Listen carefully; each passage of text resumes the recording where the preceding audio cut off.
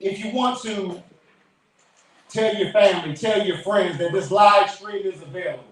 If you want to text your friends that they can go to racialjusticenow.org, or they can go to YouTube and look at Racial Justice Now's live feed, or they can go to Facebook and look at Racial Justice Now's live feed, or they can go to LinkedIn and look at Racial Justice Now's live feed. We're going to be bringing on Dr. Curry shortly after Sister Tiffany Kelly reads this speech, but I want everybody to get prepared.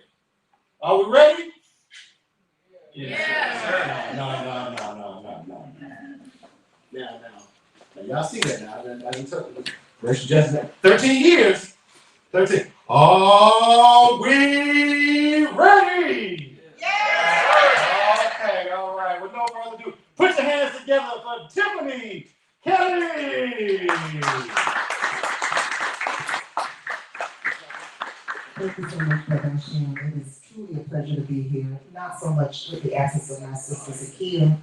I was there when she woke up with that dream, and I bought into the vision immediately. I knew that we were the answer to our current condition and our current situation. We couldn't seek answers from anyone else. I'm saddened that she can't be here today, but I'm happy to be able to stand in her absence and read the speech that she has prepared. So these are the words of Sister Zakia Sankara Jabbar. Good morning, everyone. Thank you all so much for answering the call and showing up today for this emergency two-day convening. Your presence here is not just appreciated, it's essential.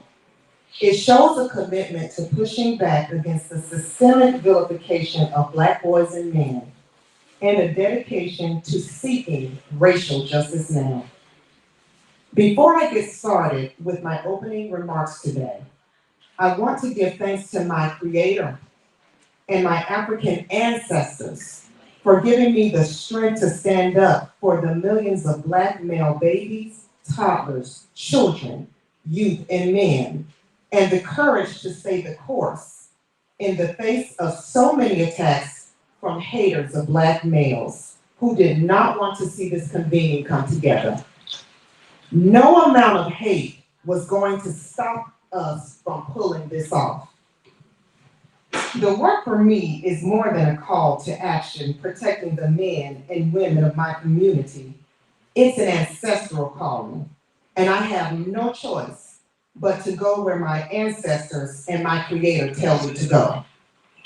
That said, we could not have pulled this convening together without the help and support of our event organizers, institutional partners, and members of the community, who, in the words of Dr. King, recognized the urgency of the moment and sensed the need for powerful action. So, to our incredible event planners, thank you. Your hard work and dedication have made this convening possible. To our institutional partners, thank you as well for standing in the gap with us and lending your support to this effort.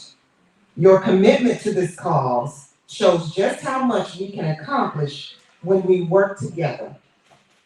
And to everyone in this room, thank you for being here and bringing your voices and perspectives to this much needed convening. Your presence is a powerful reminder of why we do this work. Now, to the matter at hand. As many of you know, our organization, Racial Justice Now, alongside the Wayfounder Foundation and several other organizations who are present here today, held a press conference earlier this year to set the record straight and demanded change to House Bill 814, Senate Bill 744. A bill that, according to Yannette Emanuel, the Public Policy Director for the ACLU of Maryland, is eerily reminiscent of the super predator media propaganda that fed into the notion that Black people, especially Black children, are inherently criminal and deserve harsher punishment. We at Racial Justice Now would not idly sit by as the state with the only Black governor in these divided states of America, is pushing for the most dehumanizing legislation that focuses on caging our Black children. These types of super predator laws have swept the nation once before and will do so again if we don't stand up and make our voices heard. And that is exactly what we intend to do. We call together this emergency convening to issue an unwavering and resounding declaration of not on my watch. To Governor Westmore, we will not sit back and watch as these unjust bills are passed unopposed, leading to more Black children being locked up over minor issues before adjudication. Not on my watch. To our friends, quote, in the foundation world, we will not sit back and watch as you remain silent on the caging of Black children here in America, while you lend your support and resources, and rightly so, to amplify the cause of kids in cages at the border. We won't stand for this injustice. Not on my watch. To my brilliant and powerful college-educated sisters, you who stand on the shoulders of those who fought for our right to be seen and heard, I see you, and I know your hearts are full of love for our people and our future. Black women, I love us. But I think we can all agree that some of us need to take a deep and long look inside. Too many of us are allowing our pain to be used to feed narratives that pit us against our own and lead us to believe that Black boys and men are deserving of their harm and criminalization. We are stronger together, sisters, and our collective love can protect and uplift us all. We can't continue to sit back and allow people from outside our community to use the voices of some Black women as the most vocal in the growing chorus of uninstitutionalized anti-Blackness. We won't stand for this. Not on my watch. And if you're here with us today, I hope you're prepared to use your voice to make it known that you will no longer stand for it either. As a matter of fact, if you're here to use your voice today, can you please join me in sending a resounding "not on my watch" to those who oppose justice and care for Black boys and men? Not on my watch. Not on my watch. Now, some of you may be asking, why is it that I, as a Black woman, felt the need to call for an emergency convening on the systemic vilification of Black men and Black boys? And the answer to your question is a simple: it is my duty. In the words of Assata Shakur, I'm a Black woman. I, as a Black woman, have a responsibility to declare war on all forces that have raped our women, castrated our men, and kept our babies empty-bellied. This is my responsibility because I believe, as Dr. Julia Hare believed, that whatever we are as Black women and Black men, we have to be that together. If we are suffering, then we are suffering together. If we are mourning, then we are mourning together. And if we are fighting for the lives of our Black boys and men, then that too we are doing together. To quote further from our Black revolutionary freedom fighter, Assata Shakur, I put this call to action because Black women, more than anybody on the face of the earth, recognize the urgency of our situation. So as an organizer, I stand here today to carry on a tradition of Black love that has moved so many revolutionary Black women into action on behalf of our community. It is this tradition of Black love that led our great ancestor, Ida B. Wells, to publish the Red Record when Black men were being systemically lynched and placed beyond the pale of human sympathy at the turn of the 20th century. And yet, too many of us are silent as this legacy of dehumanization continues nearly a quarter of the century through the 21st. Why have we abandoned our responsibility to protect our children? That is the question. We as Black women have no excuse not to be raising hell when our Black boys and men are being dehumanized and rendered for extinction in America.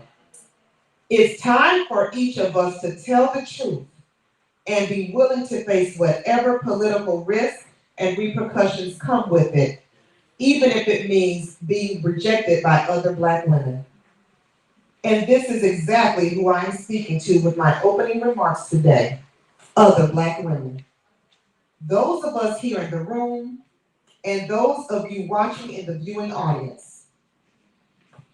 Be not discouraged, Black women, but push forward, regardless of the lack of appreciation shown to you. A race must be saved. Those were words spoken by a Black woman, Amy Jacques Garvey, to other Black women nearly 100 years ago, when the women of their time were met with the same crisis we are being faced with today. We as Black women have no choice. Our boys must be saved. Our men must be saved. Because if we cannot save them, we cannot save ourselves. We at Racial Justice Now don't have all the answers, but we have a platform where we can call our community in and develop them together. Today, we're being intentional about sharing our platform with so many male voices who've been bullied into silence out of fear that if they speak, they will be reprimanded for speaking over a Black woman. I thank Sister Zakia for her words, and I'm honored to have delivered them to you today. Thank you.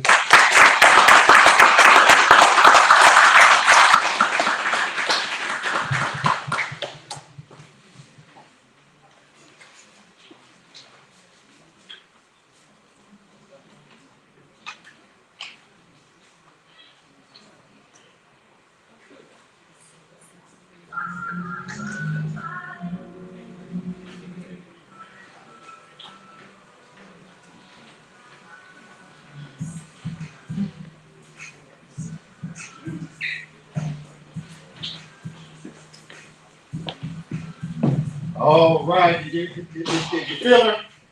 Did she put something on your mind and heart, family? Let's give her another round of applause.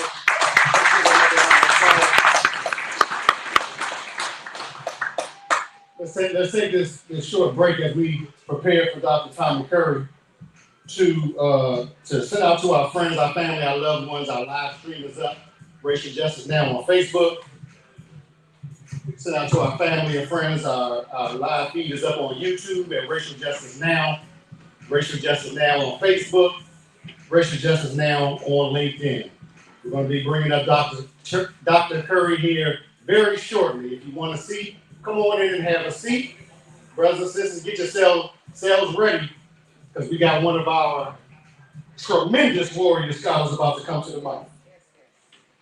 I want you to understand, I think you kind of get the feel of who Racial Justice Now is, but I want you to understand that Racial Justice Now has won many successful campaigns on behalf of the Black community, including in 2017 a statewide bill passed in Ohio to end out-of-school and in-school suspensions for kindergartners through third grade students. Through our work, Racial Justice Now found out that in the state of Ohio, 100% of all students that were suspended or expelled in pre-K, 100% were all Black boys. Can I say that again? Can I say it again? Is that okay? Say it again. 100% of all students in the state of Ohio that were suspended or expelled from pre-K were all black boys. So that statewide ban, through the advocacy, organizing, policy change efforts of Racial Justice Now, ended that, and that was signed by the governor of Ohio through our advocacy work.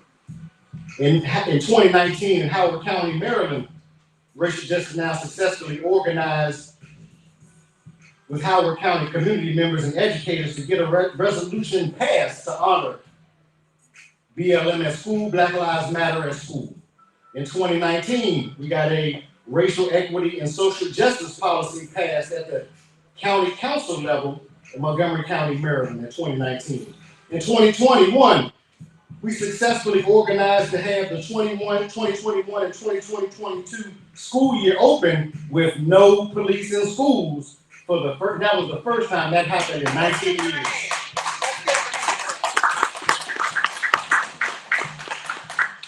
So the spirit here is that create wins on behalf of our own community. So we just couldn't call just anybody to come talk to you based on such a winning track record. We couldn't just call any old brother, sister, or so-called Negro to come and talk to you, because this long list of wins and this deep love for our own people, for our own accomplishments, and actually building the country that he tried to keep us oppressed within. So I hold in my hand as I introduce the infamous Dr. Tommy J. Curry. I'm holding up his book here. It says, The Man Not, Race, Class, Gender, and the Dilemmas of Black Manhood. Now, family, we know we like a LeBron James. We do. You know, we outside of Baltimore, we love a Ray Lewis. You know, we outside of DC, we love our football players and our basketball players. We love our athletes like a Michael Jordan. But we are not only the best at playing sports, we are also the best at thinking. Did you know that? Brothers and sisters, family and friends, our history go back. How long have you been here? Since. That's how long. How long have you been here? Since. So based on this track record, we know we had to get one of our warrior scholars with a track record of winning. Look what Ishmael Reed, Professor Emeritus at the University of California, said about Dr. Tommy Curry. He said, Dr. Tommy Curry has written a cool, brilliant defense of the men who are the pariahs of American society. The ones who, regardless of class, find themselves at the bottom of every hierarchy. The ones whose demographics and statistics in terms of the criminal justice, healthcare, and other systems are abysmal. Countless billions have been made from the portrayal of Black males as boogeymen. The Man Not is a heavy work, but the general reader will find his arguments well worth the time and effort. This book is controversial. Hey, and so is locking up Black children at the age of 10 years old. That's controversial too, right? This book is controversial. Those who dog and stalk Black men in the academy and popular culture for the past few decades are sure to have their critical knives out. We'll bring them out. We got security today. I know, but it's rare for an American intellectual to step up regardless of the fallout. This book is the one that I've been waiting for. Curry has taken the bullet for the brothers. But we're not taking any bullets today. Brothers and sisters, family and friends, community members, put your hands together for our brother, your brother, a warrior scholar in his own right, Dr. Tommy J. Curry.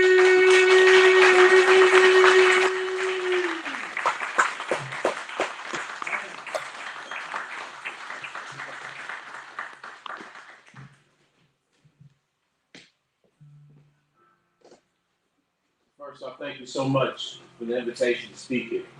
It's truly an honor to discuss this kind of dire situation with members from our own community.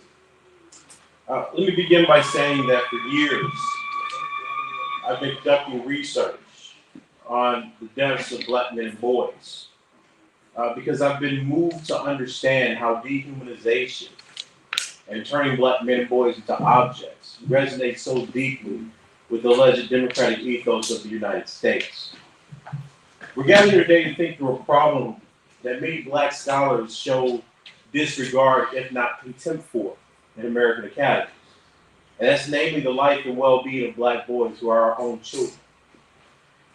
In the Man Not, I reflected upon the relief that Du Bois expressed in the chapter entitled The Passing of His Firstborn Son, where he claimed that there was a subtle happiness, if not an envy, that he had for his son not having to endure the world as a black man. When I read this piece as a young student in undergrad, it was this reflection in prose of Du Bois that made me start thinking about the relationship between death and black men, or more specifically, the shackles of black manhood that seem only to allow freedom once a black man had died. Now, in the next slide, we're confronted with some harsh facts. For those of you who are familiar with black male studies or the work of myself and Dr. Smith, you know that our emphasis is on using science, history, and theory to articulate the significance of the lives of black men and boys in the United States. Now, black men are constructed as entities of imminent threat. In perceiving the maleness of black men and boys, the apperception of the white observer transubstantiates the black men or boy into a figment of fear. This is not simply an othering. It's not simply racism or a stereotype. Black males are perceived as life-threatening entities that are not human beings. Philip Atwell and his colleagues' research in simulation gives us a lot of support for this kind of argument. Goff found that there's a specific association between black male faces and apes that differs from general outgroup animals. So looking at face stimuli from adult white males and adult black males, Goff found that there are 6 studies providing evidence of a bidirectional association between blacks and apes that can operate beneath conscious awareness and significantly influences people's perceptions and judgments. So when you see a black man, the perception that white Americans have of them is not as a human being. We constantly overlook what these threats mean for how black men are treated, how black boys are interpreted, how their actions are perceived by teachers, by law enforcement, by other people in society. Yet we pretend that when we're talking about maleness, when we're talking about the vulnerability of black boys, we're in fact just discussing bias. Next slide. As Harrison Fiske explained, should be another slide. Yes. As Harrison Fiske explains in their study on neural imaging and dehumanization, members of some social groups seem to be dehumanized, at least as indicated by the absence of the typical neural signature for social cognition. That means that members of extremely stigmatized groups do not activate the medial prefrontal cortex or the area of the brain responsible for social perception. So the suggestion is that at a neurological level, some groups of people are not perceived as being capable of or able to receive social compassion. What we're discussing here is not simply the idea that certain people don't like black boys or men. We're not discussing the question of whether or not some people have mistaken biases or identity problems with black boys and men. It is not about that. What we're suggesting is that the very perception of black men and boys is different, as being not human, being animals, being dangerous. The perceptions are perceived as threats, fundamentally takes them out of the category of human. It says that there's no moral or ethical responsibility that we have to protecting them. In fact, we have an ethical and moral obligation in many cases to eliminate them. Next slide, please. So the association of black men and boys with danger, with threats, have become part of an underlying logic that has been described and under-theorized by many people within the academy. Threat construction, or the process of actively perceiving and acting upon an identified threat, is a trait of individuals and institutions in racist societies.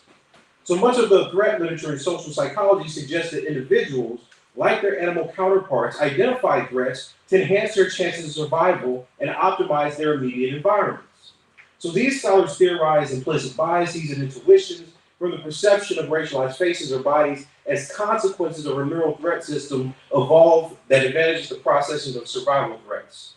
So in one case, it's polygenic. So when we see things like snakes and spiders, right, we understand those things are dangerous to us. On the other hand, some of it is ontogenetic, like guns and knives. So the idea of the black male being seen is seen as possessing these kinds of stimuli.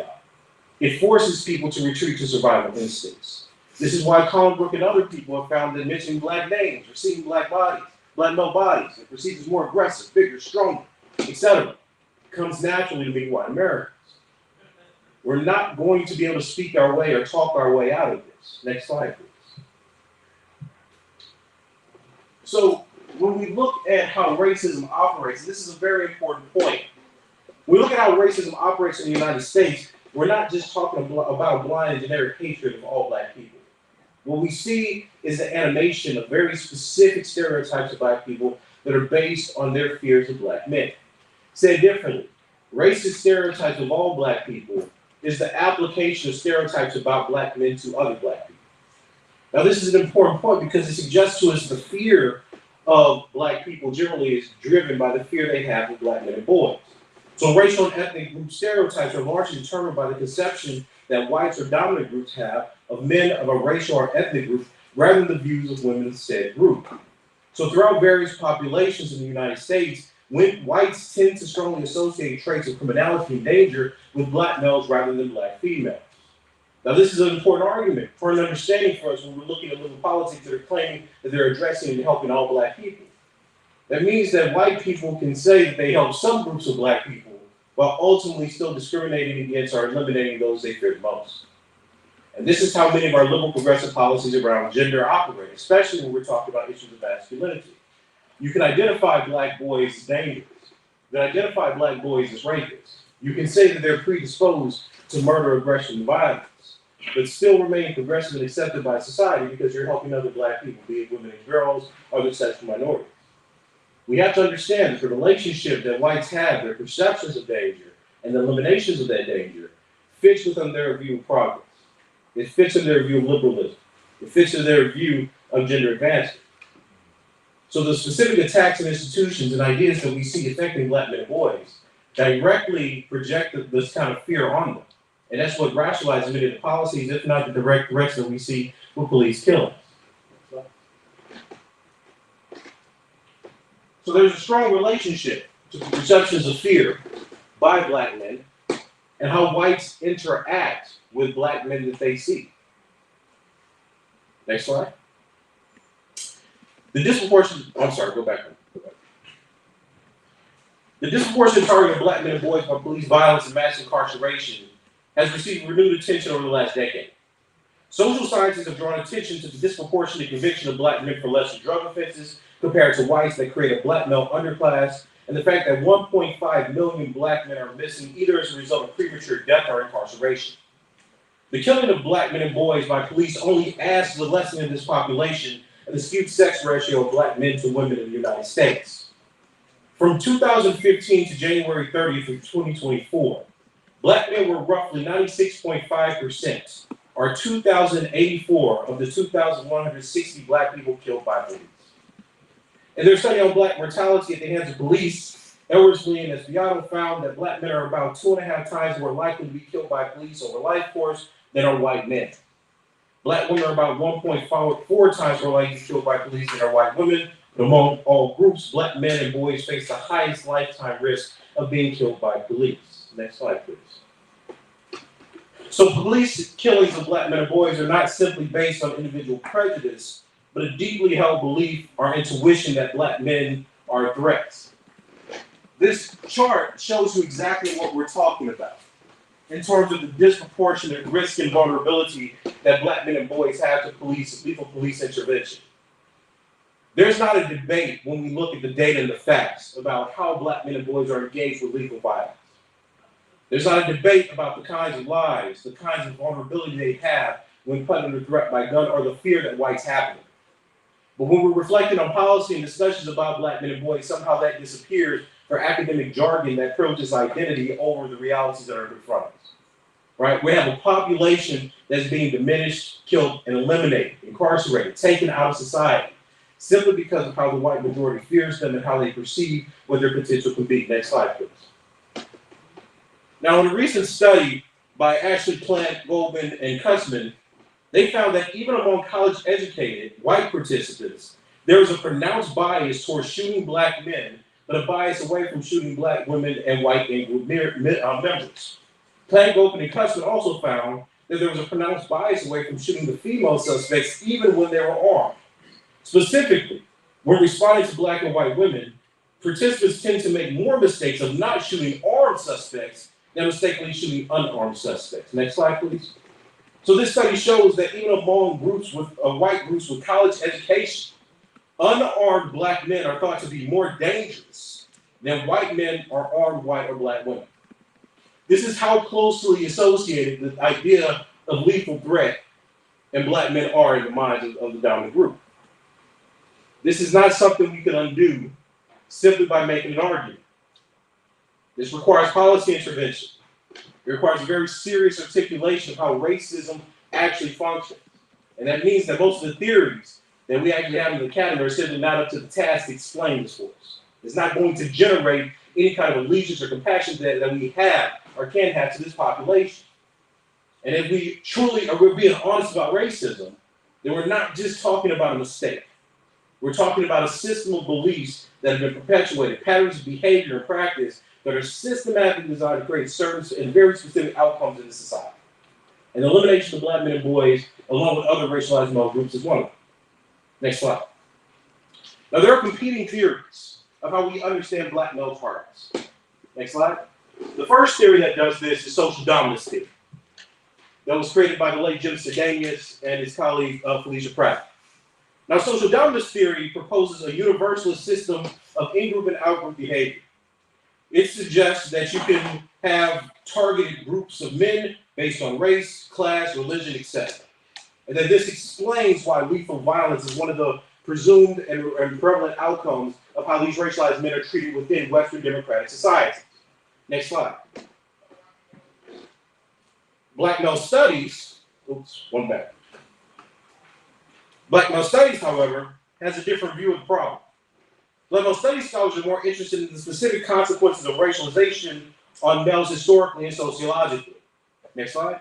So we talk a lot about anti-black misandry, are the cumulative assertions of black male inferiority due to errant psychologies of lack, dispositions of deviance, or hyperpersonality traits like hypersexuality and hypermasculinity, which rationalize the criminalization, focus, and sanctioning of black male life. Now, this hatred of black men and racialized males generally are hidden beneath appeals to safety, civility, and democratic order, because he, the black male who is the phantasm of the boogeyman in the United States, is thought to be a threat to all that is good, white, and woman. Black male studies scholars are not simply just interested in dehumanization, next slide, but want to understand how stereotypes or caricatures of black men and boys actually motivate violence towards them. When we talk about the dehumanization of a specific group, we often do it descriptively. We are articulating a view that says these people are viewed as lesser than or different from the dominant group. But the black male studies scholar is interested in what are the stereotypes or the caricatures that are motivating violence, societal isolation, and death to be imposed on that group. So following some of the work of Smith, where he says that dehumanization acts as a psychological lubricant, dissolving our inhibitions and inflaming our destructive passions, empowering us to perform acts that would under normal circumstances be unthinkable. We're talking about the ways in which a whole population can justify the elimination of the other. What is it that has to be nullified or numbed among human beings, among groups, so that the murder of children becomes a necessary and rational part of how you want to preserve a society? What we're dealing with here is how the threats of black men and boys, how their view that they are fundamentally at their core going to destroy American democracy, creates policies and practices that suggest that they're eliminating it is the only answer to that. Now, Goff's work suggests that dehumanization actually is a method by which individuals and social groups are targeted for cruelty, social degradation, and state-sanctioned violence. Next slide. So in the Man Not, what I wanted to do was understand how this process of dehumanization actually imposes itself on the black male population. Next slide, please. In the manner I conceptualize the problem of black boyhood as an ontogenetic problem. In other words, it was a problem in the development of black boys' consciousness and their place in a world that was dedicated to their eradication. I understood from the negative demographic data that the black boy was denied potentiality in the future because the society was committed to preventing him from actually becoming an adult. So the consequences of being a black male child was inextricably tied to the societal violence that was imposed on black males writ large. That means the dehumanizing caricatures were seen as the end purpose of what the young black boy would be. And the man not articulated this as the black boy being killed before, as a cub before he becomes the nigger beast. And we have a very real reality to confront here. When we think about identity politics more generally, we're trying to fight for recognition. Far too often, academic prose and theory becomes a way to say that we're the most victimized or a specific group has not received the attention that it should receive. But none of the ideas of recognition or attention actually stop deaths. Being seen doesn't stop bullets, it actually enables them. And for oppressed populations within the United States, the association with deliberate acts of violence and being seen is too strongly tied together to simply ignore its rhetorical flourish.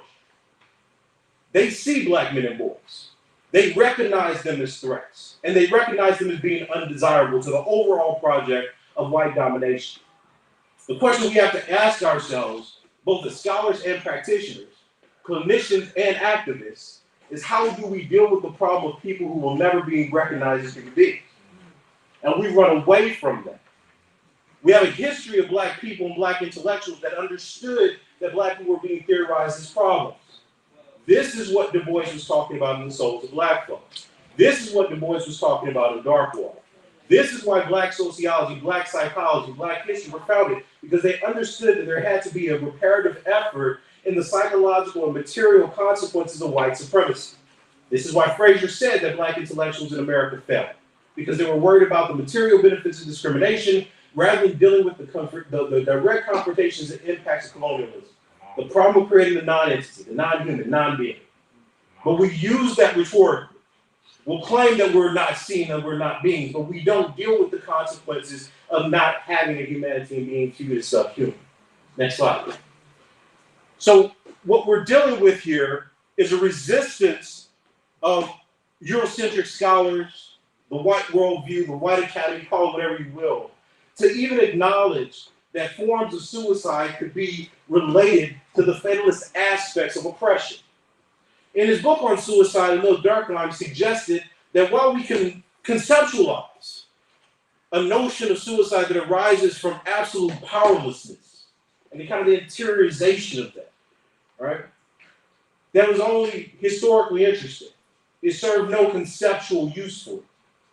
Now, Durkheim suggested to us that suicide, rather than being a form of insanity, was actually linked to social conditions. So he was one of the first sociologists that would probably suggest there were social determinants influencing how suicide occurred within Western societies. Next slide. However, this assumption that suicide was fundamentally due to some kind of fatalistic view of powerlessness was taken up by white researchers in the 1960s as a way to talk about a predetermined status of black people. So Herbert Hendon, for instance, wrote a book entitled Black Suicide in the 60s. And what he suggested was that the conditions that black people found themselves in, the anger, rage, and self-hatred that black men were experiencing, was incurable. He went so far as to suggest that the Black Power movements, the Black Civil Rights movement, the Black Muslim movement, while fancy, did not provide resources that ultimately increased the self-esteem and decreased the suicide ideation within the black male population. It was Hugh P. Newton, however, that suggested that Hendon was wrong. Newton articulated a view of revolutionary suicide, where he said, we have to understand that the environmental conditions that breed self-hatred and negation are real. But he refused the idea that black men could not create hope in the view that they could overturn and fight against their oppressor. Now, the mistake that we've often made is that and I complain about this all the time, is that we only read Black Power texts as political treaties. We don't look at the conceptual and intellectual aspects that they're utilizing to refute previous white theory. Newton is making a political point, but he's also making one that's deeply rooted in psychology. He's suggesting that even in the midst of horrible conditions of oppression, Black people can create positive value and hope.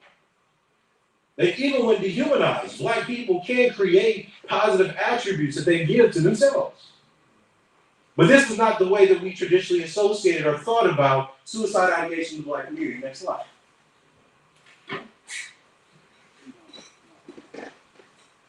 When white researchers study Black people, there's a predetermination of what those theories are going to look like. When we utilize their theories, we're going to get certain answers. And usually race falls out. In the first studies that were looking at Black suicide in the 1970s, there was the idea that this was purely economic. James B. Stewart, of course, disagreed with that, as well as Lawrence Garrett. They believe that when you start looking specifically at the ways that Black people suffered under white supremacy, we see two things. We see, one, the instability of the Black home and family, often seen in the battle between the sexes, fathers, mothers, children, etc., within the home. That this was linked to higher suicide ideation, and according to James B. Stewart's work, the police. Now, the reason that this is so important is because it's suggesting something to us. It's suggesting that it's the environment that Black people find themselves in that's a product of white supremacy that's creating many of the stressors that are linked to suicide ideation. One of the major correlates are depression. So that means that in our study of Black people, one of the ways that we have to understand this relationship is to start thinking about how negative social capital, the idea of danger, worthlessness, criminality, etc., are being interiorized by Black populations and coming out of suicide ideation through depression. Next slide, please. So we know that suicide among Black youth are increasing. Most of the data that we have from the CDC suggests this as well as the secondary literature, right? What I was personally shocked by is the finding at the bottom, right? That Black boys ages 5 to 11 are the only group where Blacks have higher rates of suicide than whites. Now remember, this is in the midst of a problem where rates are increasing, and you find higher rates of successful suicide attempts among Black boys, because Black males tend to use firearms in their suicide attempts, unlike their female counterparts. Now, people, over the last several years, I'm trying to say this nicely. Over the last several years, Black scholars in the United States have become more well recognized and regarded for their attempts to talk about racism and police violence after the murder of George Floyd. The success of BLM was in uplifting a very specific Black academic class, and it was to the detriment of our communities. Because Black boys, Black men, poor Black people were not saved by the awards that were given to a select few Black people who were writing about race. So we are confronted with a reality where Black theory and Black thought that does not improve the lives of Black people are seen as more worthy and worthwhile by white liberals than the attempts of Black people to extend the life and improve the quality of life for Black people in a racist society. That's not going to change. It's been this way for hundreds of years. But the insult to us, most specifically now, is that we are taught to rationalize the deaths of our children as the necessary currency for some people to have career advancement. Because it is on the back of poor Black men and boys being killed, their images being stained on streets in white chalk, their images being circulated throughout social media as games and memes, that people have built whole careers and sold books off of. But they're not taking any serious time to reflect on what it means to lose a Black boy's life. Any of these Black boys could be geniuses that cure cancer, that find the way out of this problem of the United States. But we don't talk about Black boys as a loss of potentiality. We talk about them as a loss of life for a moment, and then when the channel flicks or the video ends, that they're forgotten. They are framed by death, statistics, numbers. They're not talked about in terms of their life. Next slide. So when we look at these problems, right, 122% of injury increase in fatal injury from suicide attempts. When we look at how the higher prevalence of whites generally suffering from depression and mental health issues is a well-known documented fact through most of the epidemiological literature, but the worst outcomes of Black boys and Black people generally that suffer from mental health not being taken seriously still comes up over and over again, is that this is not something that our communities deal with. And the fact that because Black boys are thought to be threats, that they're thought to be aggressive, that these notions of dehumanization that we see in Goff's work and see articulated by Fisk are so dominant cultural myths and logics within American society, Black boys who are suffering from mental health issues and depression are perceived as being angry, aggressive, etc. So this is the lack of compassion that Fisk was talking about. That when we see Black men and boys, we see threats, we see constructions and entities that have to be eliminated. We don't take the time to ask what's behind the behavior. Because whereas other groups get to say, well, why is he or she acting this way? What is wrong because they're better than this? When Black boys act aggressively or angry, that's because that's who they are. That's what they're born to be, etc. This is the ontogenetic chasm that I'm talking about, right? When you think of a child developing to an adult, you think about those times when the child is unsatisfied, that anger and frustration and aggression emerge as natural progressions of the self-fit. But for the Black boy, he's trapped in savagery. He's trapped by a primitive state where his emotions cannot be regulated. And this is part of the racism, or what we talk about as misandric aggression within Black male studies. Next slide, please. Now, some of the work of Sherman Asari, who I was fortunate to co-author a piece on this very issue with, announces or explains is that Black boys and Black men do not benefit from the natural, or what we think are natural protectors, or I guess socially determined protectors against suicide, ideation, and depression. So even when we control for education and class, we still see high levels of depression and suicide ideation among adult Black men. And we see the same effect for young Black boys. Now, I want y'all to think about this seriously. If we take the liberal myths of progress and democracy seriously, it suggests to us that as our life chances improve, as we better ourselves, those negative things associated with poverty and non-recognition disappear. What Asari's work suggests is, well, no, they actually endure. That for every year of education, every increase in socioeconomic status or the socioeconomic status bracket, racism among Black men that the Black male experiences endures. It doesn't lessen. And if it does, it's by a very small degree that's not comparable to the benefits other groups get. So we can't simply uplift ourselves out of this problem. Next slide. One of the most correlative predictors or factors of suicide ideation among young Black youth is depression. Now, depression can stem from lots of different things. It's largely environmental in the case of Black people, but it comes from external factors as well as internal. So instability in the home is certainly one. We have to think about the relationship that Black children generally have in their own homes. Do they feel safe? Do they feel affirmed? Do they feel recognized? The other aspect is abuse. And this is where people get a little sensitive. Because when we talk about Black parents and Black homes, we want to fight against the racist insinuation that we're broken. But we have to analyze what's happening in these homes. Emotional abuse, physical abuse, child sexual abuse, child sexual abuse are all issues that we have to deal with. And these are issues that disproportionately affect young boys and young men. We don't talk about their vulnerability to these kinds of things because we don't experience Black boys as being capable to be harmed by anything other than bullets or the police.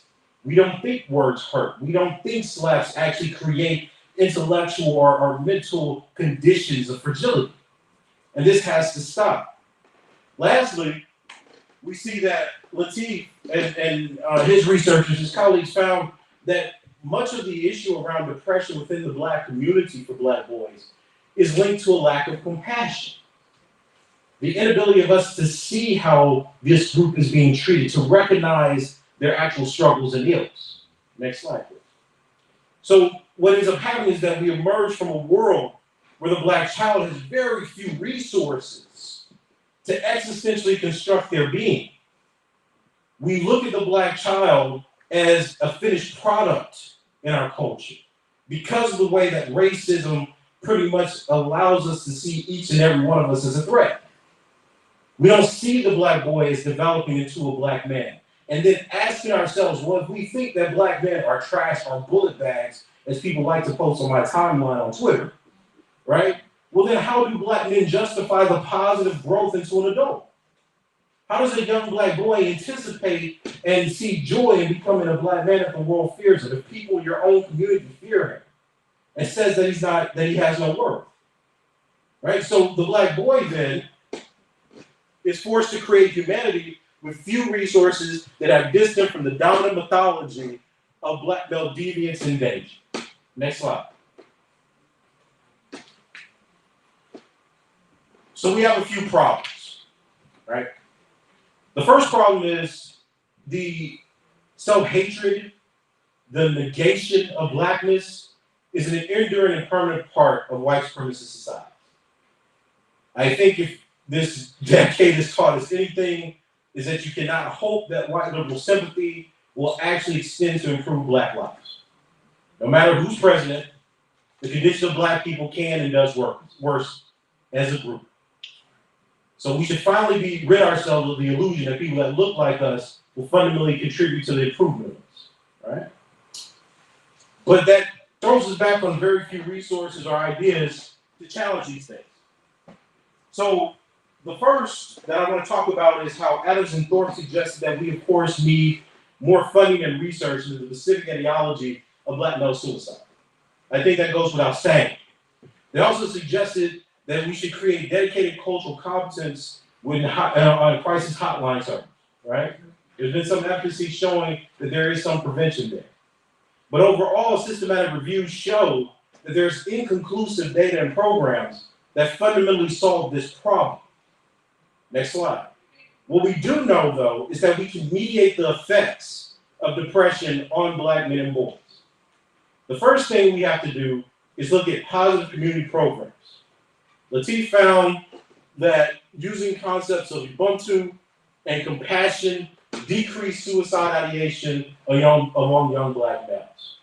This also is given to us, is shown to be an effective solution because in general, Black men respond better to local community groups and mental health than clinical settings. So this puts a different burden on us because we know that white science and white medicine constantly misinterprets the condition that Black people find themselves in. But it suggests to us that Black communities can and do actually have an effect on the mental and psychological healing of our own people. But that creates an additional responsibility.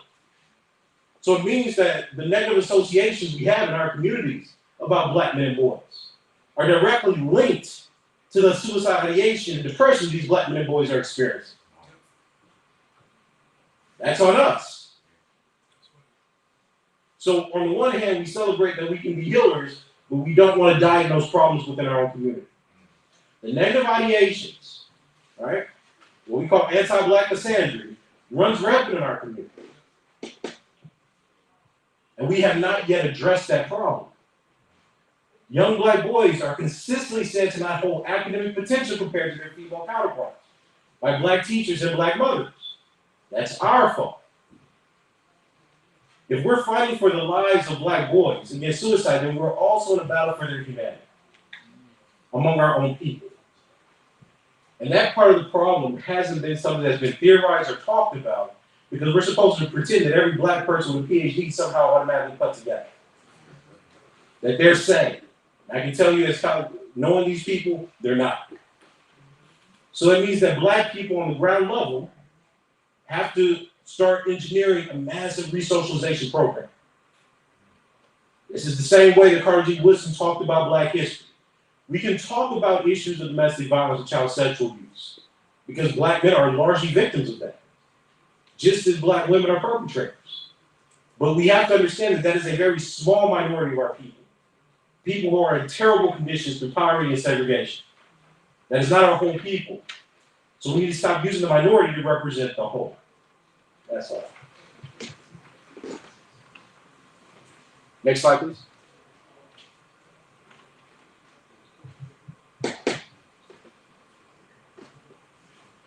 So in closing, I want to say that, look, we have the data, we have a long track record of how Black men and boys are actually understood in the United States. We understand what are some of the social determinants that drive depression. We understand how suicide ideation actually works. Our problem is that we haven't taken action around that because we don't want to confront the ways that we've internalized many of the stereotypes about Black men and boys that white supremacists and the white nation has them. If we're going to talk about any solution seriously, it requires us to not only re-socialize how we talk about Black men and boys, but it requires us to think differently about how Black men and boys actually function and live within our own communities and society at large. Dehumanization is not something that you simply think about or do because you have a different political stance. This is not about picking a new group of Black people to put in the limelight. This is about fundamentally changing the way that we understand how Black men and boys are attacked within American society and the way that misandric aggression is a deliberate strategy to eliminate Black men and boys on the path to eliminating the whole race. So thank you, and I'll open up for questions.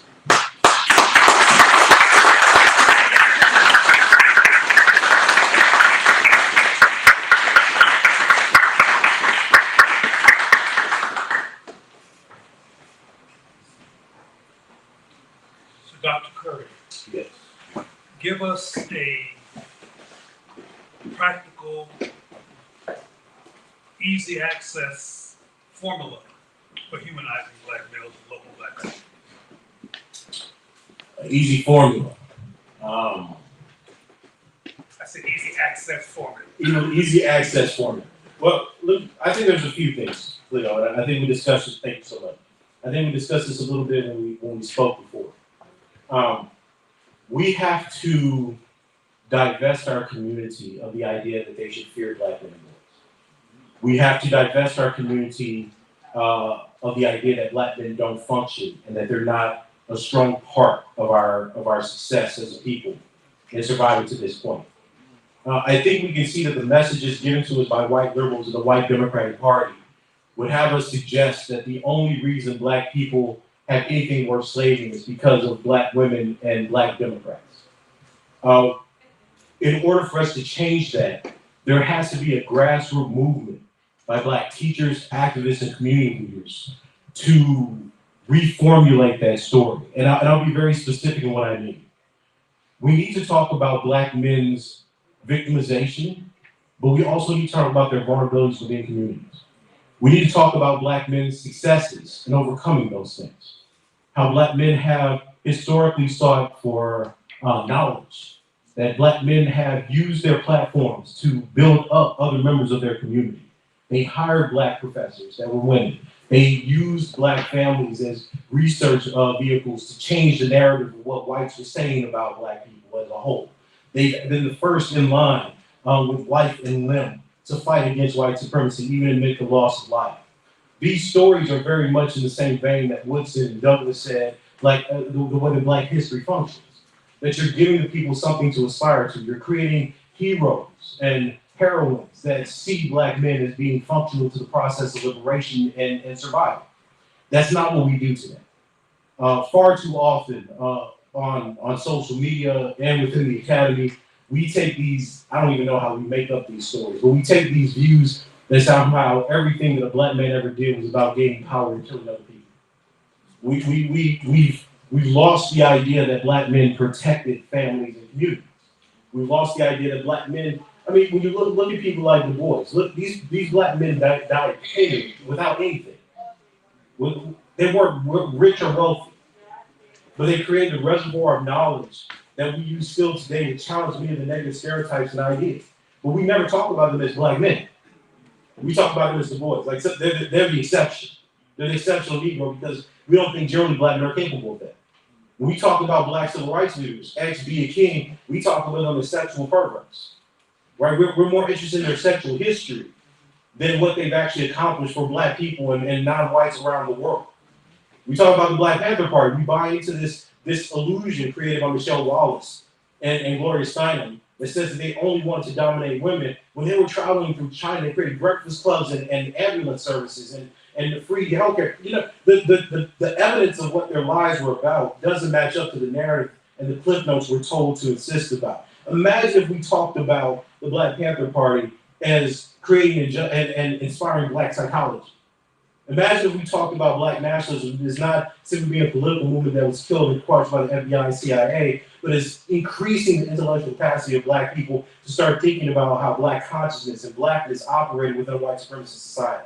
Because all the leaders that we think about, from Derek Bell to Sylvia Wynter, were inspired by black nationalists and Pan-African movements, not by these ideas of black liberalism and black progressivism, because they knew that those things would fall short.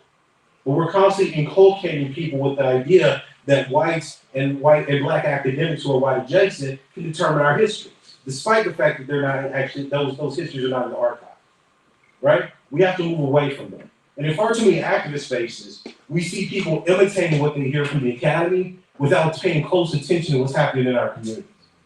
I find it preposterous that you can't look in our communities and find black men who are victims of emotional, physical, or sexual abuse. I know that's not the truth. That's not the case because they reach out to me all the time. I know it's not the case because when I was young, I saw it actually happen. So why is it that when we frame questions of what our community can do to help people, we don't address those issues that we know are so prevalent within our homes and households? It requires us to have a different kind of conversation.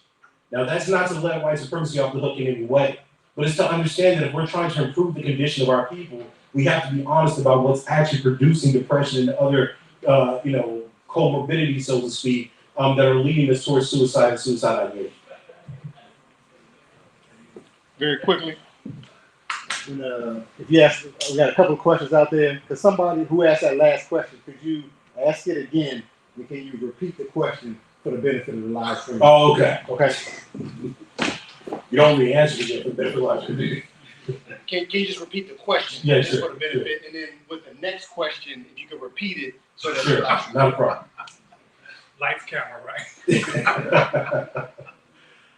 I believe I asked, could you give us a user-friendly, accessible formula to help people understand what black men go through? And I'll just say this now, inspired by what you just said. Mm-hmm. How do we humanize? How do we change the impulse from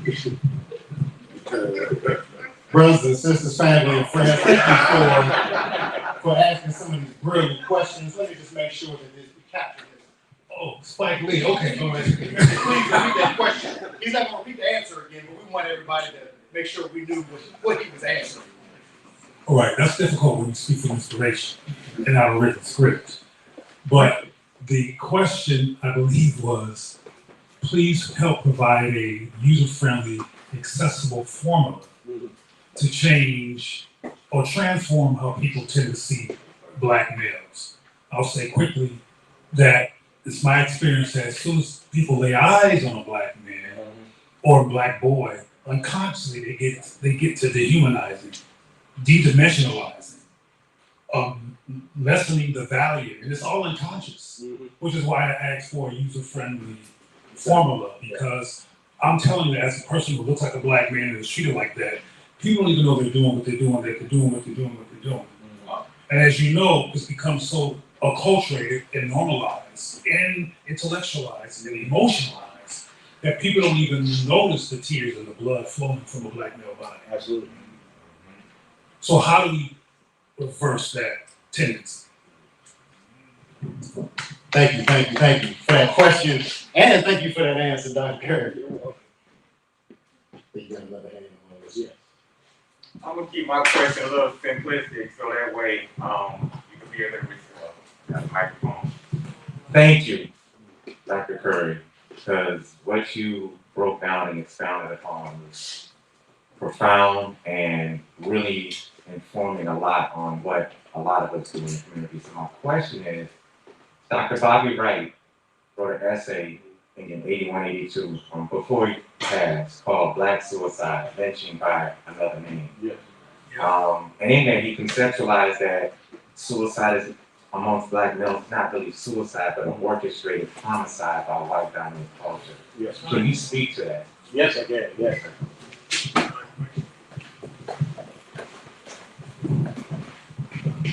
I'm a big fan of Wright's work. It was actually introduced to me in some of my first Afrocentric psychology courses. Let me begin by saying that it's difficult not to speak to what I think Wright communicates, because I think what he's communicating is true. I think it's hard to test the pathways that lead to that. Let me explain why.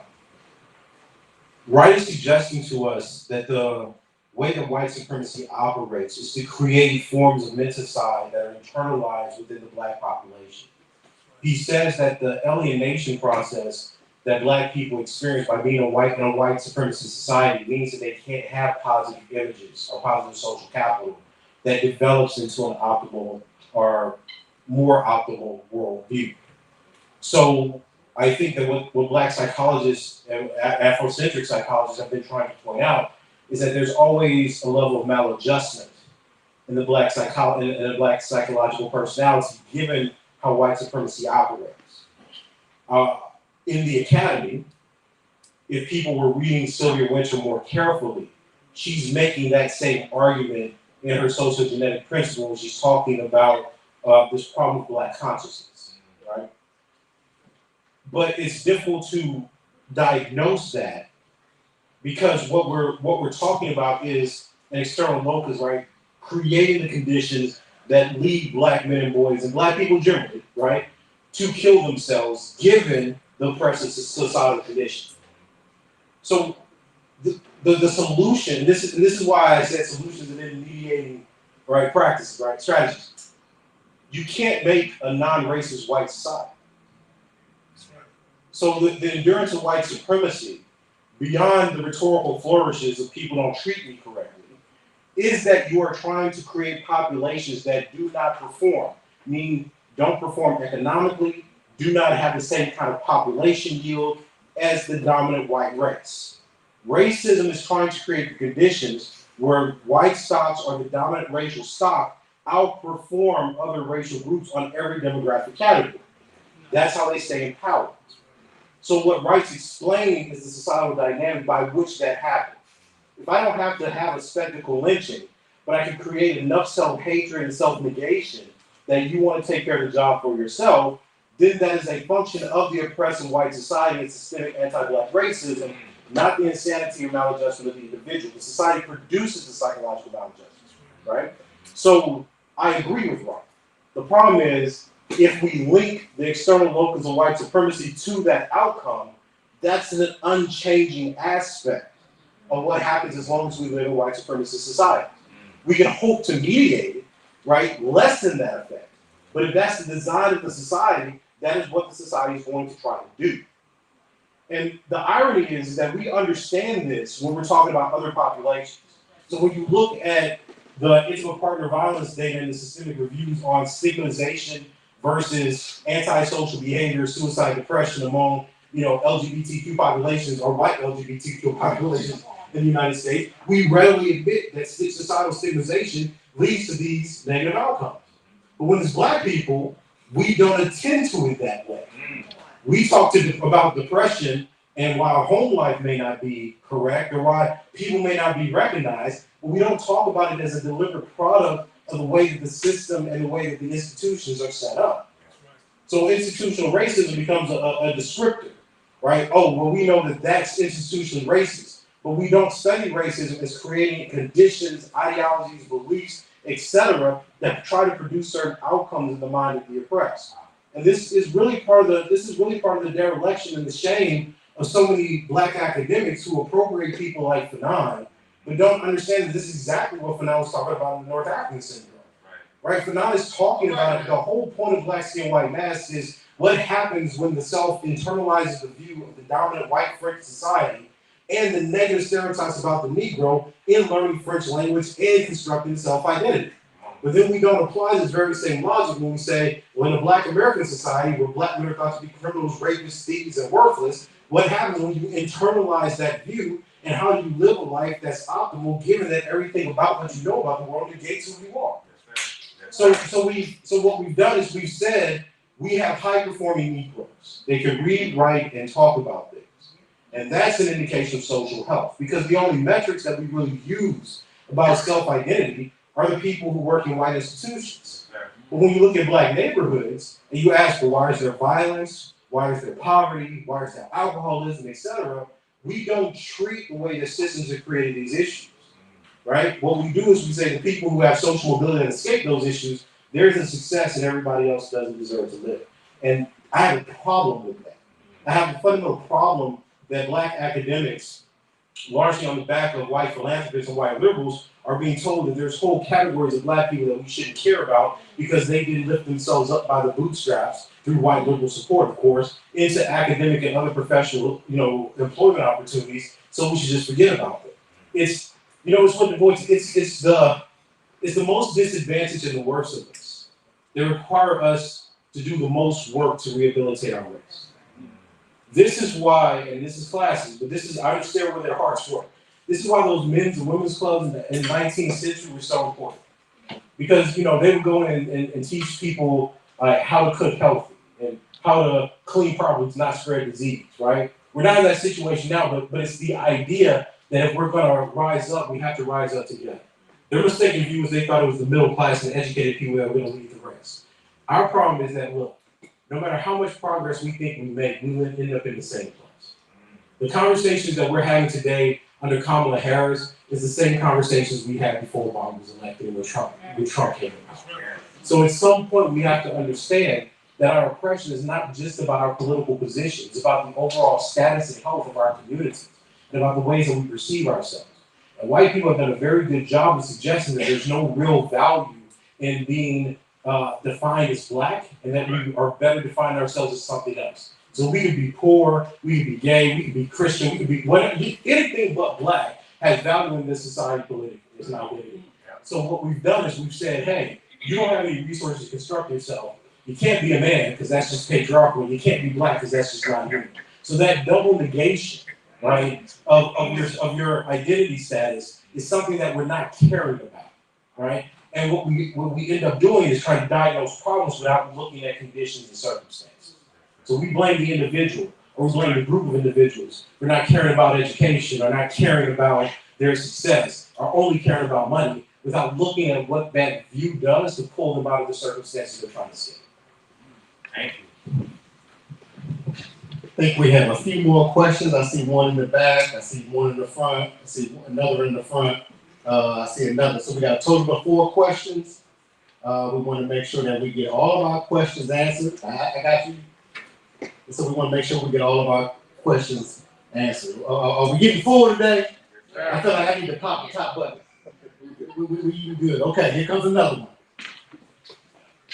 Thank you, Dr. Curry. Yes, ma'am. At 2 o'clock today, I'm going to jump out and come back. I'm going to meet with the chief of schools for Montgomery County Public Schools. On next Thursday, we will be meeting with the new superintendent. For those who don't know Montgomery County Public Schools, 160,000 students, over 200 schools, 105 languages, 32,000 Black children. The only time they disaggregate what's happening between Black boys and Black girls is when we talk about discipline. Not when we talk about academics. Less than 2% of the teachers are Black men. My question to you, and you might not be able to answer on the spot, and to all of you, please send your answers. What do you want me to say at 2 o'clock to the white man who leads all of the schools, and on next Thursday to the superintendent over this whole district? What do we extract? What should they keep doing, stop doing, start doing to address the things that you have raised? Anybody can send an answer, but at 2 o'clock I'm going, and I'm going to give them your script and this agenda and say you should have been here.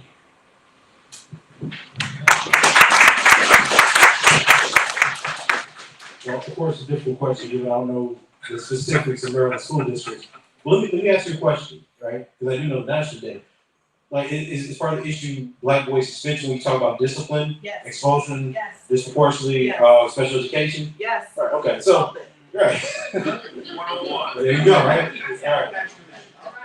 So, well, look, there's a few things. Okay, there's a few things. One is that we certainly need to increase black male teachers. Yes. We know that there's a significant effect on role perception from the literature, both in terms of learning and in terms of discipline, right? The other thing that we need to do though is that we have to change the way that they interact and service black men and boys. The reason that I started off with the data on dehumanization and threat construction is because those are the relevant and dominant cultural scripts that whites use in interacting with black men in multiple contexts. So the idea that black men and boys are by nature deviant or criminal, etc., are things that we actually see happening within school systems. That's why there's such a strong relationship between things like special education, right, class level, like AP classes, etc., and then dropouts and prison pipeline. So we have to build in structures, we need to build in services, and we need to build in community groups that are going to hold those entities and institutions accountable to changing how black boys are seen. Concrete example, what kind of cultural competence or adversity training are those people taking that specifically deal with the stereotypes about black men and boys? How are we actually having people like a counselor within the school that's actually familiar with how black men and boys are being treated, both within the school system and larger society, that's reflecting within the classroom? What kind of black social work or black psychologists do we have that's actually trained in black psychology and black social work that's addressing the kinds of issues that black boys are experiencing with anger, with depression, etc.? The issue is increasing services and the kinds of communities that can support positive self-ideation within that population, within school systems. Now, in terms of how we deal with white people, that's a different issue. Because what we're dealing with largely with a white female teacher population is the fears and stereotypes that they have of these young black men and boys that they code as safety or code as their professional opinion, right? So there needs to be a very specific kind of training or a very specific intervention on behalf of the community that's going to hold white women accountable for how they're perceiving young black boys and how they want to punish them for them not behaving or not listening to their authority, right? But offhand, that's what I would suggest. I think as a larger context, let me just say this last thing. I think as a larger context, we have to start utilizing the black community to police the kind of education we get within our own neighborhoods. Far too often, and I see this all the time on social media, and for the life of me, I don't understand. You see so many black people rejecting what black academics have to say about black people and black children and black families. And somehow that doesn't matter for how black academics are perceived or rewarded. And I've never seen a group that is being told by the people that they allegedly speak for and study, being told they're wrong and it have no effect. So black communities have to start holding people accountable for what they are in fact saying about themselves, right? And that's something that we're not doing. And I mean, that goes through to activist circles where they're utilizing people like bell hooks that thinks black boys are, deviant, dominant sexual predators. We have to challenge that stuff. And we need community groups to spread the word that this is not the way we want to look at our children. Thank you. Excellent. I think how many we got? 1, 2, 3. And we need to ask Dr. Curry to do something that he's not used to doing in brevity, because we're gonna land this plane. We got more food for you to eat. Okay, so we're gonna. This conversation leads right into what I want to talk about. In Maryland, we just passed the crime bill, which we spoke about earlier, that will send out 10, 11, 12, 13 our young black boys, mostly, into our broken criminal justice system. How did that happen? I advocated for it not to happen with other groups. When I went into my community, and I talked to my seniors, when I went into the corner stores, and I talk to my neighbors, just what you said is happening. We have begun to feed into the notion that our young black men are just what they're being portrayed to be, and that's not true. But I found that they need to go to they need to go to jail. They broke into my car. They did this, they did that. Not recognizing that a lot of our young black men are angry. They're angry because they have not been educated. They have not been taught to read at 10 years old. They're still not reading on grade levels. Would you go to school after you were 10 years, would you go to middle school if you couldn't read on a 3rd grade level? No, you're gonna not go to school, you're gonna drop out, you're gonna stand on the corner. So we have to start in the school, and we have to make sure that we ourselves don't feed into the notion that our kids are criminals, that our kids are naturally born predators. We don't have to. So my question is, how do I make sure that we got enough ammunition to fight this? How do I make sure that when I talk to these people, I say to them, no, that's not who my young grandson is. That's not who your grandson is. And how do we get those resources? We got a few programs, but how do we get those resources to actively do what they're supposed to do in our communities? Because we're failing. We failed by having that bill passed. So I think two things. One, I think that community organizations have to create an outreach with communities to teach them this kind of research. Right? Black academics have historically worked with Black communities, and we're not doing that now. So we need to start creating mechanisms like Racial Justice Now, where academics can come in and actually talk about the concrete research to better educate the community about why they think what they think and why certain policies are being passed.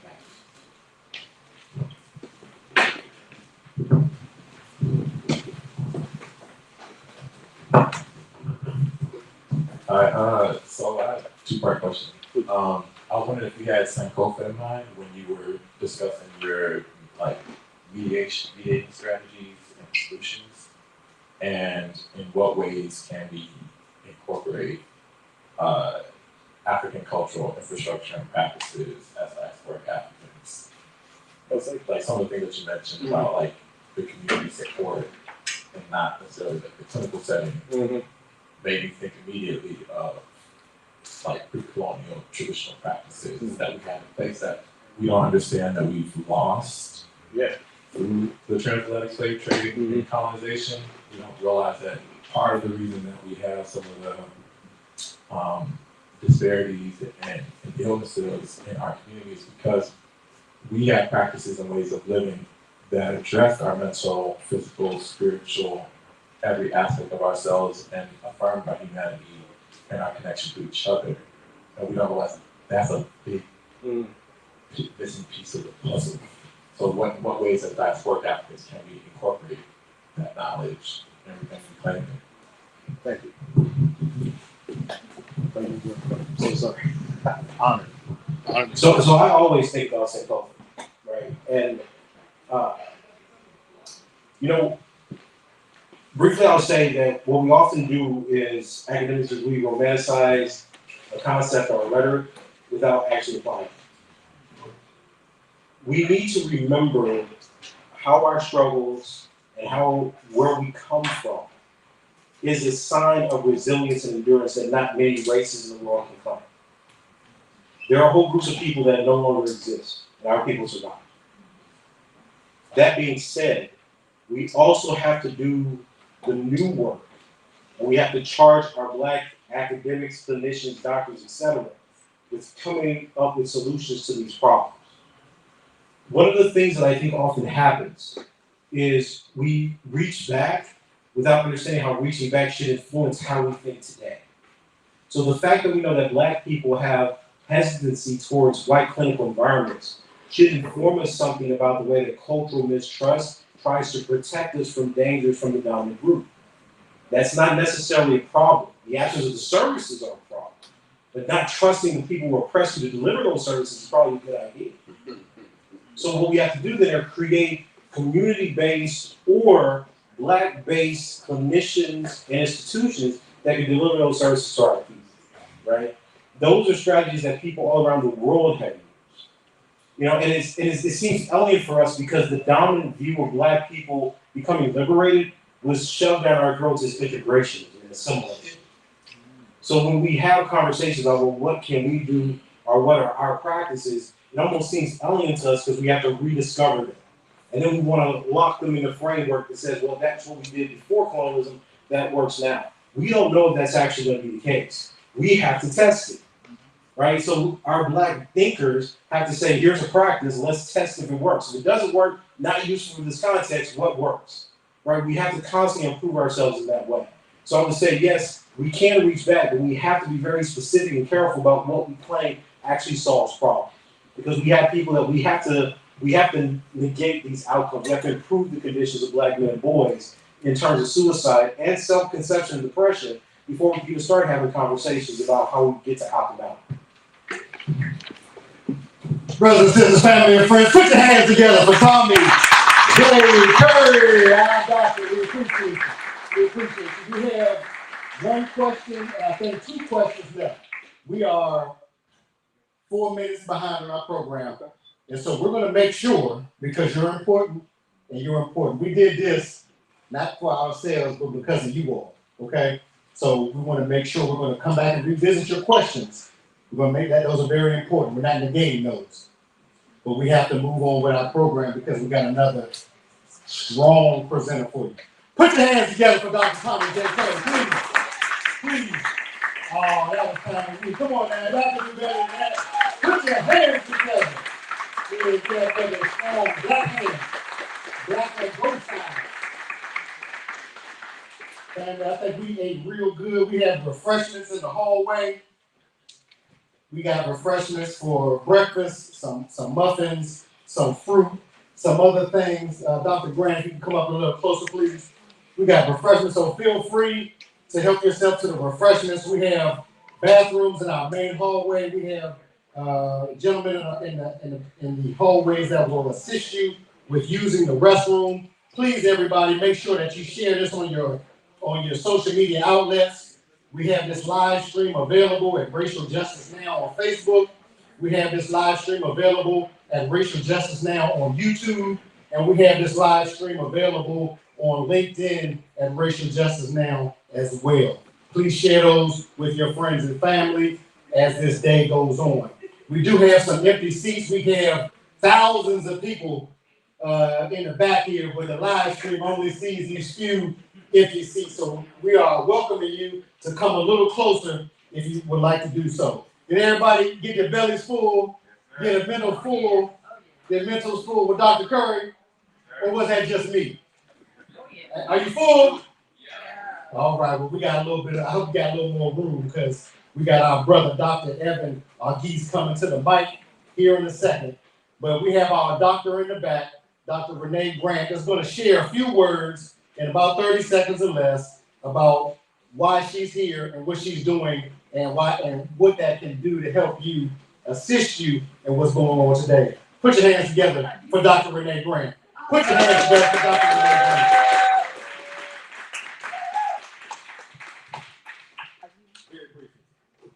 All right, really briefly. Dr. Grant, where are you going? Okay, well, Dr. Grant is going to speak on her own behalf. I was a patient of Dr. Grant's, and I can say that walking into a room with someone that looks like me, who is also parenting boys, there are certain things you just don't have to explain. That is a cultural competence that you can't teach. You can understand it better, but that's something that, as a practitioner serving people like me, boys that she's also raising, that she innately and intuitively has. And a lot of the care we need is based on intuition. It's not always scholarly. So I just want Dr. Grant to take the time to introduce herself and what she does, but also to bring forward that this is very heavy subject matter. I can't imagine what I might be feeling as a Black male right now, knowing that some of this, as Dr. Curry has stated, has always existed and will continue to exist. That's tough to deal with because we lived in a state of we thought we could eliminate this. So this is going to be some heavy stuff. Dr. Grant is here, should you feel that you need some attention. Dr. Grant, can you come on up, please?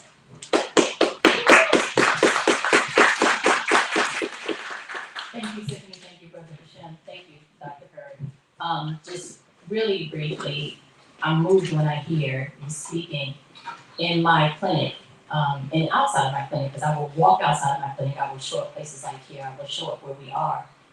I am a partner with a Black man, I'm raising 3 Black boys, and my Black son, one of my Black sons is right here with me working, so can you please stand up? So, what I was so moved to say was, I see the humanity in our Black men and our Black boys, and if and when they do come into my treatment room, there's so much that they're not getting tended to, like you said, because, and when we say the word diagnose, you don't even get to see them first. So when you see a practitioner such as myself, if I'm not for you, come talk to me so I can help you find someone, one of my colleagues, because they say there's a shortage of competent Black doctors. They're not.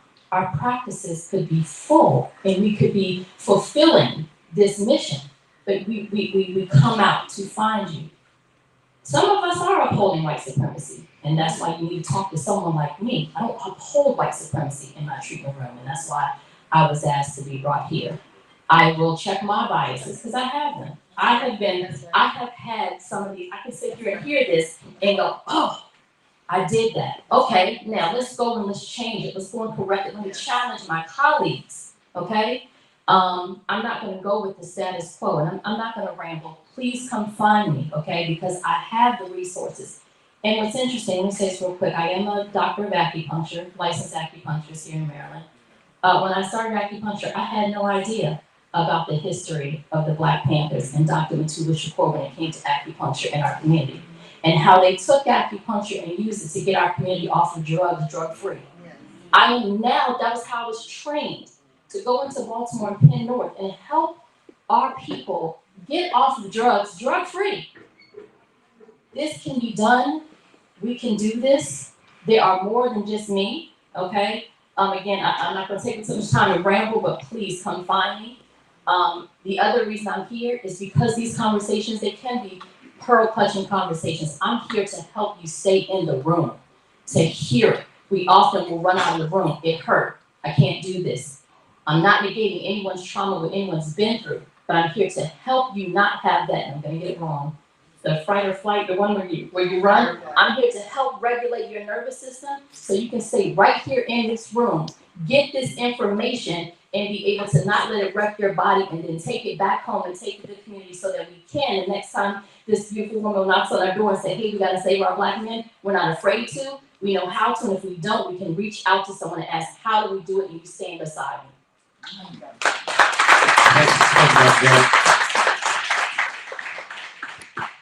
So again, we are continuing our program of this emergency convening beyond the pale, the systemic vilification of Black men and boys. We just heard from Dr. Tommy J. Curry, a powerful presentation on the dehumanization of Black youth. Are you ready for our next speaker? Yes. Are you ready for our next speaker? Yes. All right, we got coming to the microphone, our brother, all the way from the University of Massachusetts, Boston, who is a licensed psychologist and assistant professor of psychology at the University of Massachusetts, Boston. Our brother and your brother, coming to the microphone, Dr. Evan, all these, put your hands together for our brother.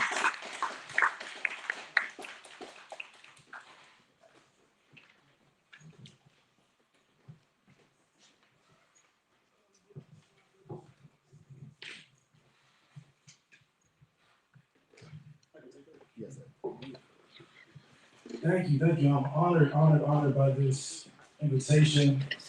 I didn't know I was going to be following a Black psychologist, as a matter of fact. So I feel very seen in this space, and I'm very excited to share some of the work that we have going on. I think to deepen some of the conversation we've already had around psychology, mental health, and how that's been used to weaponize. One thing I didn't expect, and I wanted to anchor us in, with that last question, I think it was a brilliant question, a brilliant exchange. It reminded me of a quote from Amos Wilson, He says the true nationalist is also not afraid to overthrow tradition when tradition is unproductive. He's not one who just gives obeisance to African tradition out of some blind ignorance. He's one who says, even though I revere the African past, I revere the African tradition, that tradition can be built upon. I and my generation have something to add to that tradition.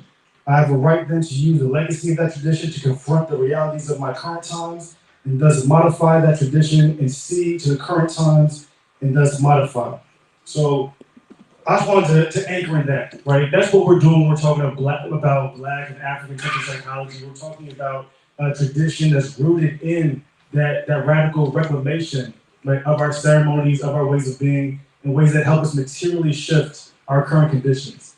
And so one of the things I want to do first, next slide please, is anchor us in the urgency of what we're talking about. Right, a lot was discussed when it came to police killings.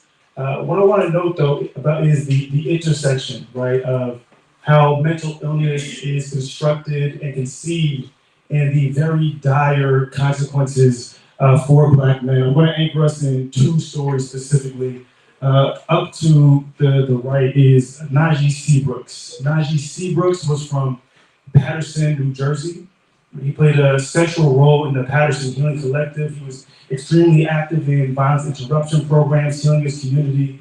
And when he experienced his own distress and tried to reach out to his community, the police actually intercepted, right, that call and went on to kill Najee Seabrooks. This happened last year. Everybody here was killed just in the last year. This is Ervo Oceano, somebody who was incarcerated, institutionalized in Virginia, actually. And when he was experiencing crisis within the confines of the state hospital, again, the psychiatric security wrestled him to the ground, suffocated, and killed him. So we're talking about people who, Black men who in their generation and in their distress are consistently made to be threat, consistently made to be criminal, and this is what has dire consequences. Right? Not just for the individuals, it has consequences for the individuals, but it also reduces the creativity that we're allowed to advocate for in the service of our own lives. So, next slide, please.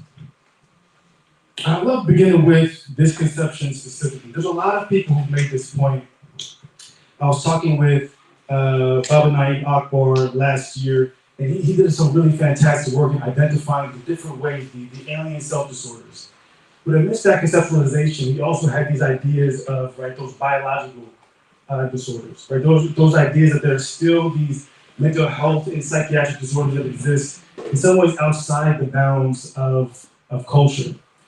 What I like about this quote, and it says, within the United States cultural zeitgeist, there is no Blackness without badness, nor badness without Blackness, is it anchors us in the fact that the very conception, these ideas, these tools of psychology were rooted in anti-Blackness. We don't understand the practice of psychology. We don't understand the practice of mental health. We don't understand the practice of care within the confines of the United States without anti-Blackness, right? Without anchoring how to understand disease and disorder with how the African person conceives of freedom. Next slide, please. And so I don't think it needs to be said, right? We know that mental illness historically has been used as a tool for social control. Right? We know that when we're looking at a specific U.S. American context, we're talking about advancing specifically white capitalist, white supremacist understandings of community. That's how we conceive of mental health. What a lot of people don't know, because when you talk about, I teach some intro, I teach some Black psychology, and people, when they think about these historical psychologists, they'll say, well, of course they're racist. Everybody back then was racist.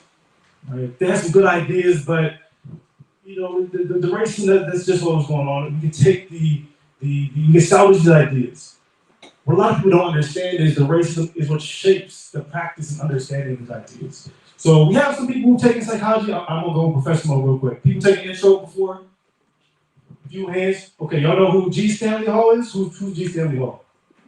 See, that's, oh man, golly. Who's the intro? I gotta talk to them, right? Okay. So G. Stanley Hall, right, he's credited with being America's first psychologist, one of the first presidents of the American Psychological Association. When you look at his intervention on American society, his idea is that African people possess an innate criminality, an innate savagery. And so for the mental health of the nation, it's a requirement then that African peoples need to exist in enslavement. The idea there is that the experiences of civilization, the experiences of freedom are far too complex for the African person to handle. That is the best thing for us to construct our society in this fashion.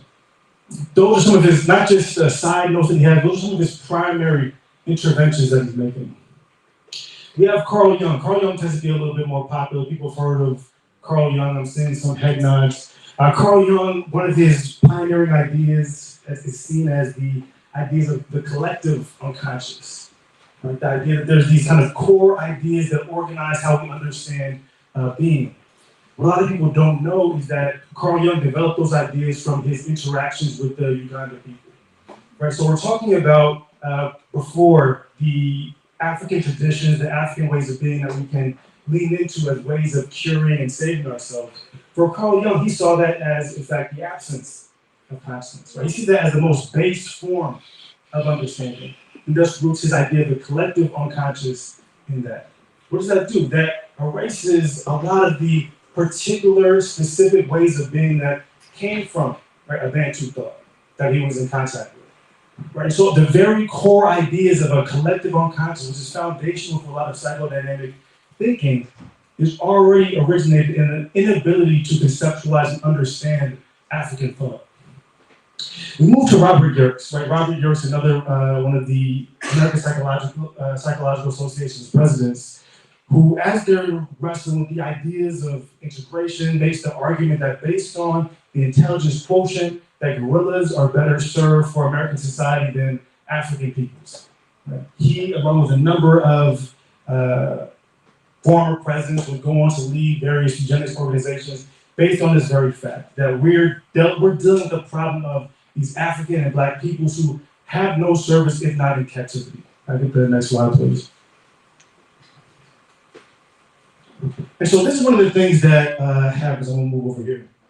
If you have these ideas, these theories, but these theories do get concretized in diagnoses, right? This is how we begin shaping a discipline. So people have heard, if you hear, I'm assuming you've heard of drapetomania before, right? Drapetomania is the idea that for the enslaved person to desire and yearn for freedom, to pursue that freedom, represents mental illness, mental disease. This comes from Samuel Cartwright, right? The uncontrollable urge of enslaved Africans to escape enslavement.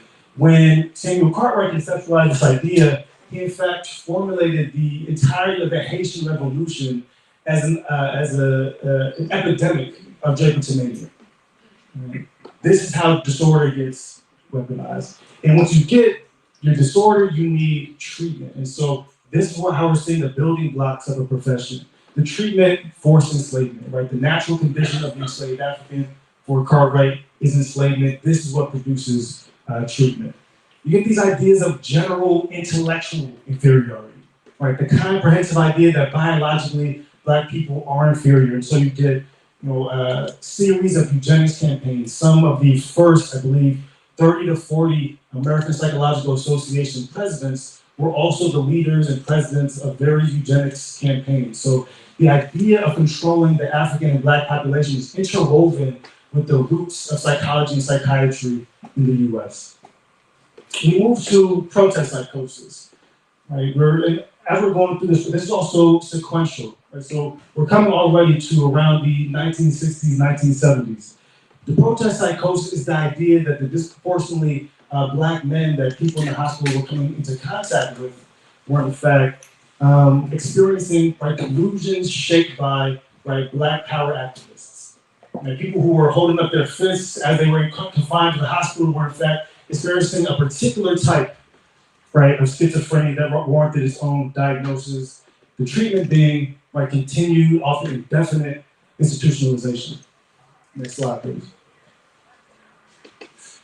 And so, again with the building blocks, right? Now that you have your theory, you have your disorder, from those arise the institutions, right? The solid building blocks to capture Black and African peoples. You get out of Virginia, the Central Lunatic Asylum for the Colored Insane, where you had disproportionately, predominantly Black and African peoples, right, captured, right, for experiences, for the disorders of Japantomania.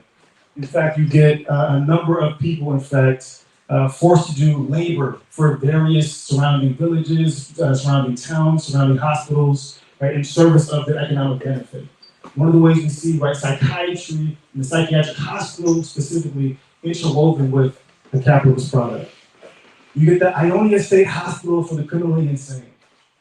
Again, the forced institutionalization of disproportionately Black men for engaging, right, in protest, engaging in activism, engaging in a fight for their lives.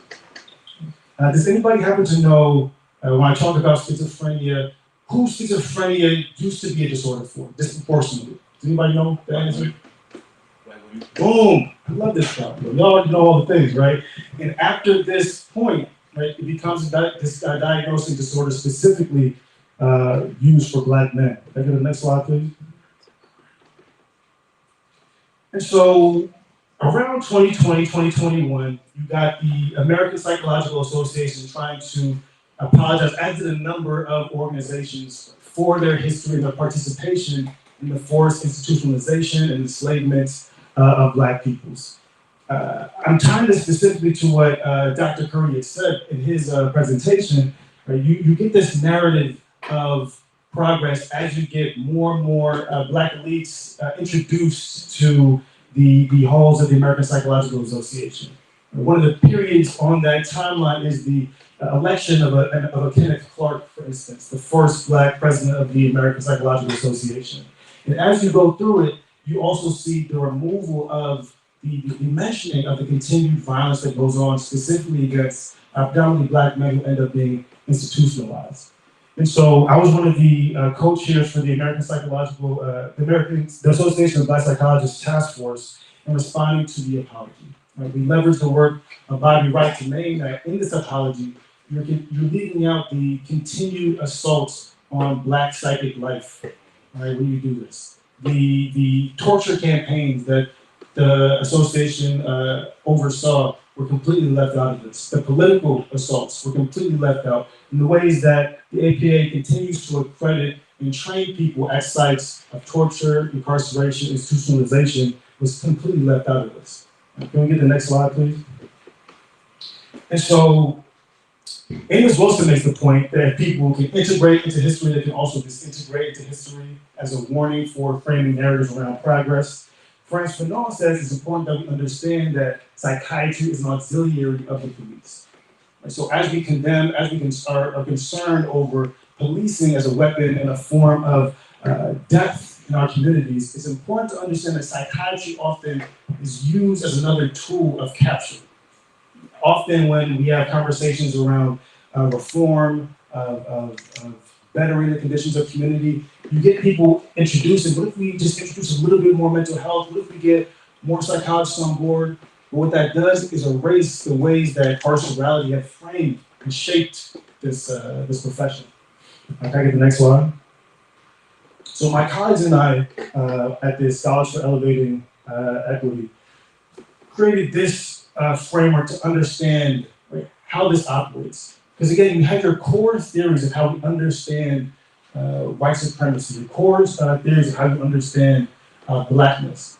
And from that, that's where your ideas of mental illness, your ideas of criminalization come from. A lot of people don't know when you're thinking about criminology, you're talking about conceptualization from a white Italian psychiatrist, in fact. And so you're using and you're weaponizing these ideas of mental illness to outlaw, to ban certain modes of thinking, certain ways of being, and rendering onto these people's distinct social consequences that only go around to reproduce, right, and reify those ideas of mental illness. And next slide, please. And so to anchor this, right, we're talking about a history. What a lot of people don't fully sit with is that we get the continued application of these diagnoses rooted in racism that continue to disproportionately affect, right, Black men.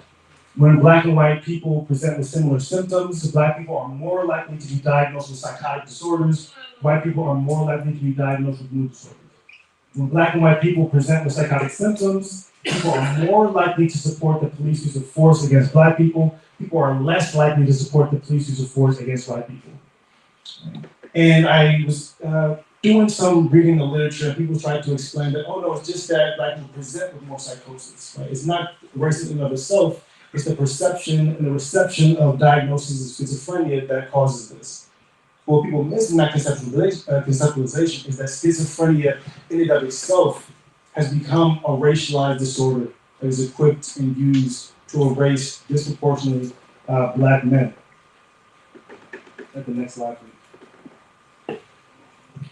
And so where do people go? So we have a lot of criticism, right? The prison industrial complex tends to be centered in our condemnation of anti-black violence. A lot of people don't understand the level of erasure, invisibilization, and violence that goes on inside our state hospitals as well.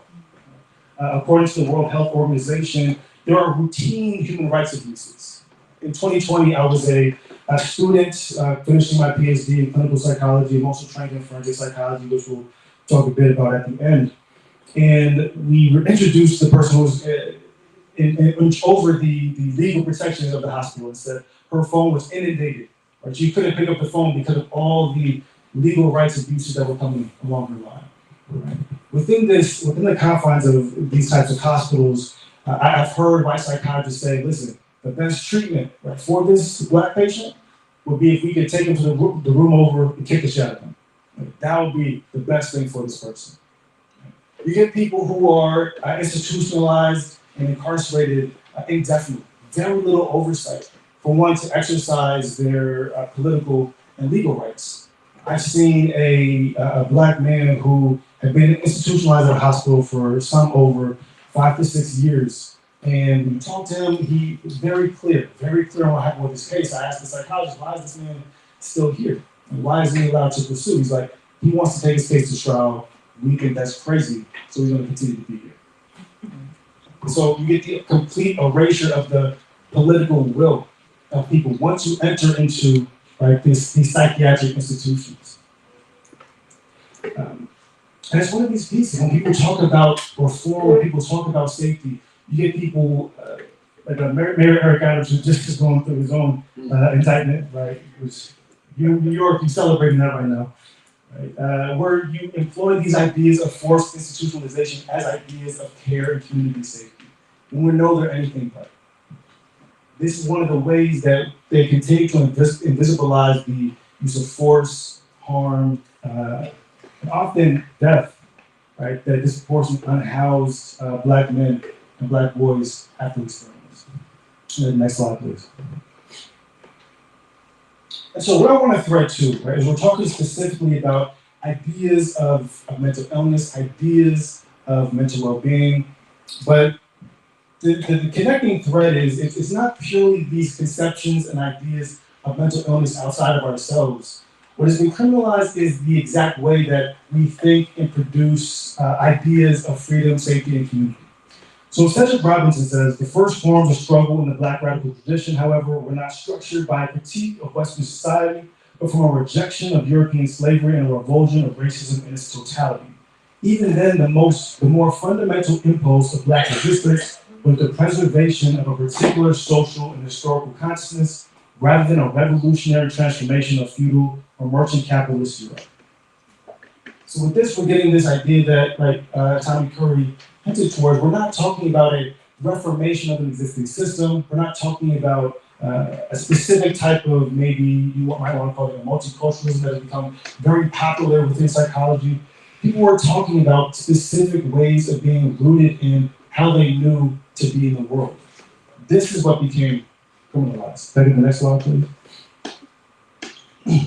And so one of the things that we have, right, from the literature, specifically Black consciousness, which is important to note, the psychology in and of itself is already a sharp gateway. It's a very difficult pipeline for Black people to get into. The training to become a specific Black psychologist is even more rare, unfortunately. And so from those people, we get the ideas, the research on the health of Black consciousness.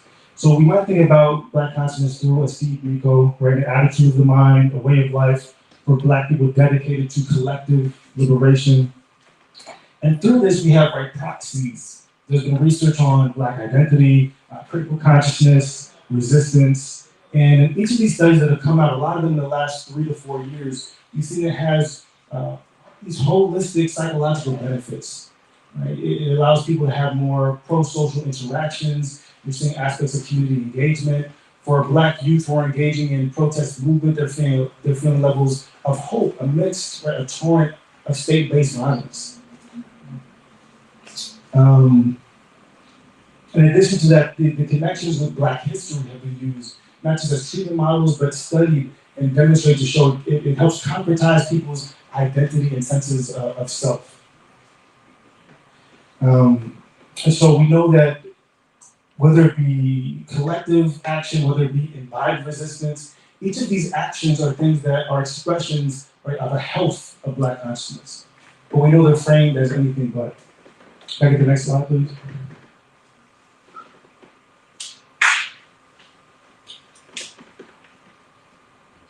You keep hitting them?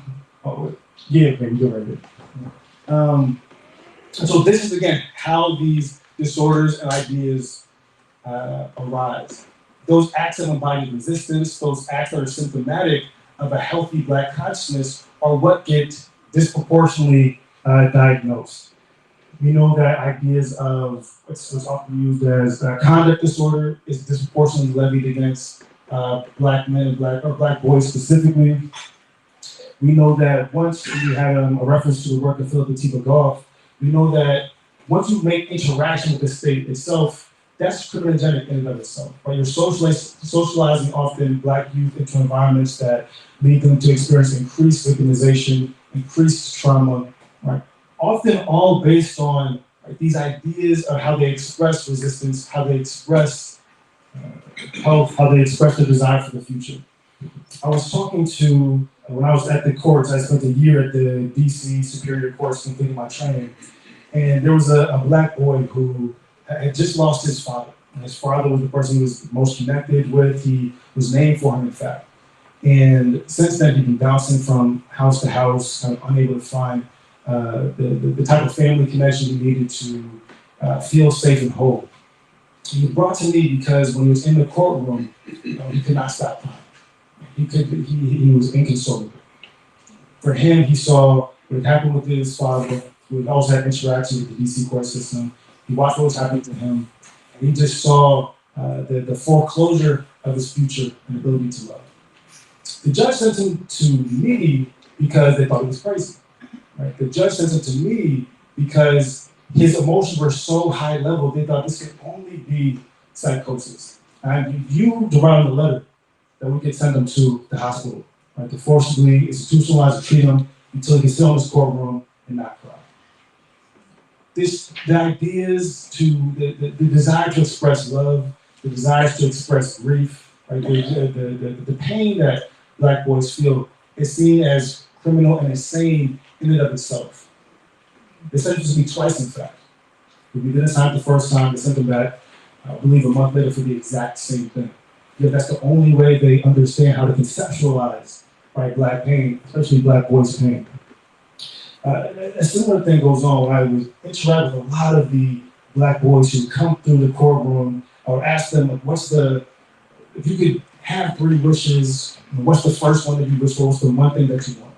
And every single one of them, which I thought was fascinating, every single one of them said, I just want to get my family a house or a vehicle so I can move away from all the violence going on around me. And for them, the way that they were understanding, engaging, whatever activity might have been in, was a way of advancing that. Care and hope, right, for the family. But manifested in ways that the court can only see as violence. So these people is irredeemable. The number of Black boys who came through there in chains is despicable. And based on that, we get the historic denial of the category of adolescence itself. And so when we're talking about Black boyhood, I think it's also important that we anchor Within psychology, and thus within the law, Black people were not even afforded boyhood. They were conceptualized and understood only in relation to the perceived threat of the bodies themselves, which was explained beautifully by Professor Curry prior to this. So from the body to the mind to the spirit to hope for the future, at every single level, we get the criminalization and the pathologization, as it gets generated from Black boys. Can I get the next slide, please? And you hit it twice, I think I put on a little like animation effects and whatnot. Yeah.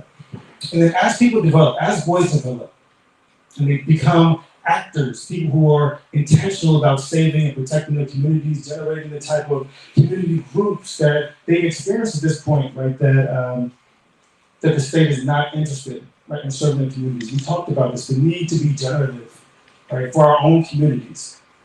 We get the most severe state crackdown of expressions of Black male love. So you get Fred Hampton, you get Mumia, you get Sundiata, people who had dreams and hopes for ways that our community could create protections for themselves, could advocate and resist in ways that allow people to thrive, meet some of the most harsh forms of state-based violence. And so it's important we thread this. Right? It's not purely like the act in the body, it's the mind conception. The ways that we have to understand and think about healing and safety that become criminalized at every single level. The next slide, please. And so just recently you get these policies, in fact, are reproducing. You get Black identity extremism becoming a priority for the FBI. We know that the FBI embedded informants in a series of racial justice movements targeting disproportionately Black men and Black boys. We know that protest-related charges were disproportionately and racially allocated and used against Black men and Black boys. And we know there's reported instances. I have a friend of mine who's a community organizer in Minneapolis who spoke about police paying off people in the community to disrupt racial justice movements as well, just so that they could crack down. One of the things I do want to add as well, just in terms of some of the research on menticide that can be understood within that framework, Marcus Borg Jr., who's a colleague of mine over at Howard University, has a book called Invisible Weapons Theory I would recommend for anybody who's interested in these theories. It's called Invisible Weapons Theory. And what he did was examine how the messaging of elected officials transformed people's political efficacy. And so that messaging, he saw for Black people disproportionately shaped the way they could conceive of future. So again, at every level, the ideas of thinking and producing action, producing thought in service for your community is demonized, is dissuaded, and is destroyed. Okay, the next slide, please. I want to bring a really quick case example. So this is from the indictment of the Stop Cop City protesters in Atlanta, Georgia.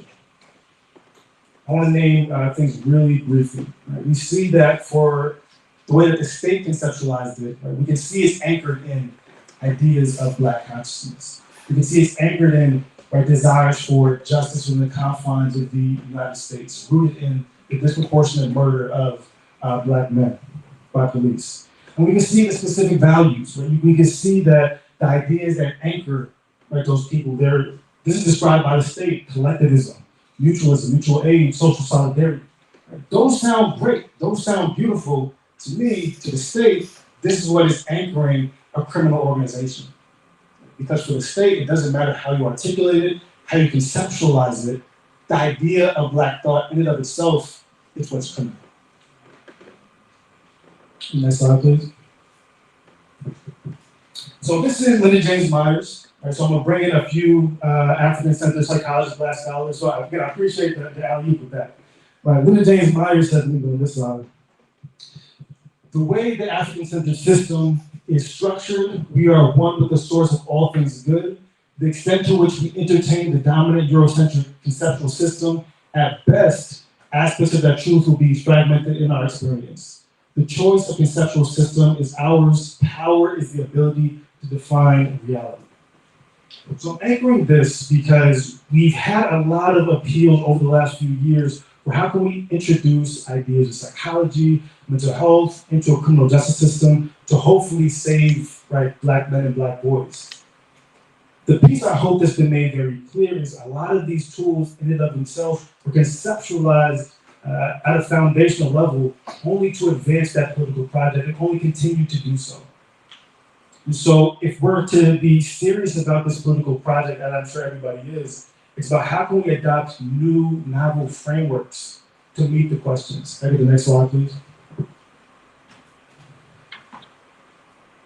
And so I'm gonna introduce this to everybody. We already have a Black psychologist right here, Professor Tommy Curry. I want everybody here to become a Black psychologist in your spare time as you can, right? And it's important because it's a distinct tradition, correct? In terms of applied psychology, Black psychology, as it's conceptualized, emerges in the 1970s during a specific era of Black political struggle. And inspired by the Black Panthers, they list a 10-point plan for how they want the field of mental health to engage with Black communities. It as a paradigm in and of itself, recognizes the political and structural location of Black peoples, right, as ensnared colonial African peoples, and articulates theories and ideas of health that are rooted in that political analysis. Let me pop to the next one. So one of the things I want to anchor in is I was happy we had the friend over here who brought up Bobby Wright, because these are the concepts and ideas that are essential for us to better understand the conditions in which we are born. So I want to go a little bit more in depth in these ideas of menticide for us to understand the structural and clinical understandings of how Black men and Black boys are experiencing criminalization. So Wright's menticide, again, despite like a far too short life, we have a brilliant conception that exists at multiple levels. At the clinical level, let me move out the way. Bobby Wright understood that Black suicide is a political dynamic, right, as opposed to individual. And so we outlined the growth of suicide as the result of a deliberate genocidal project. Right? And so when he looked at the mental health conditions, he could see that the way that society was structured was to reduce the types of thought, the type of thinking that was birthed from the African ways of being, and to produce these conceptions of inferiority, right, that shaped and denigrated by Black humanity. What Bobby Wright was also clear about as well is that Black people had the right to be sick. He said that to say, as people who are ensnared and captured within this current colonial dynamic, we have to understand this is a fact of life for all of us. And it's our duty to one another, right, to rescue people as opposed to further condemn individuals. As a matter of structure, I'm gonna hop over here.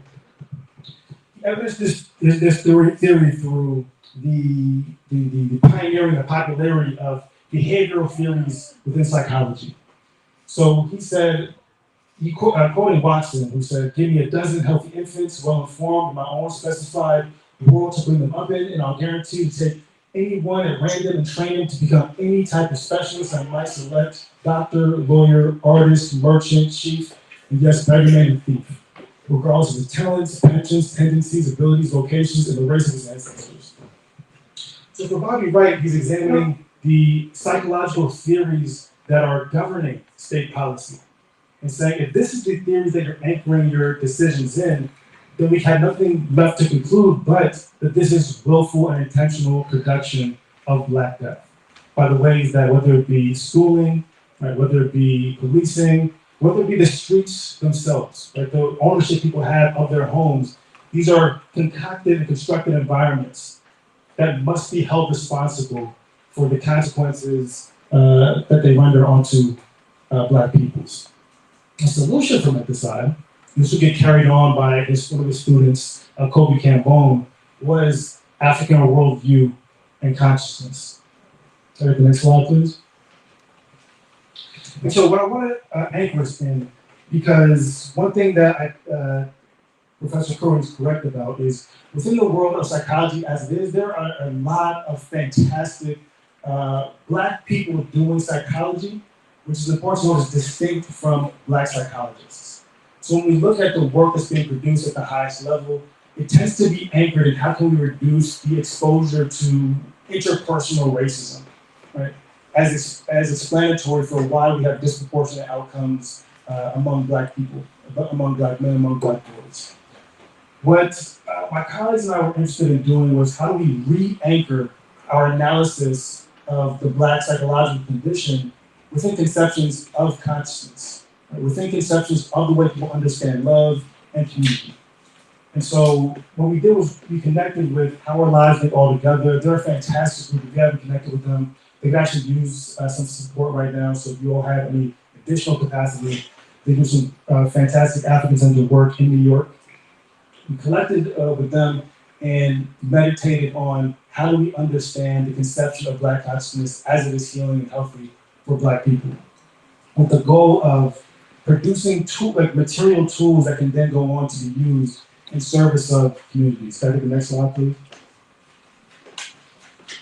This is a bit on theory and method generation. For anybody who's interested in doing similar work, we had a great point made by Professor Curry on the need for Black academics and Black scholars to be in community as they're generating their ideas to have material benefit.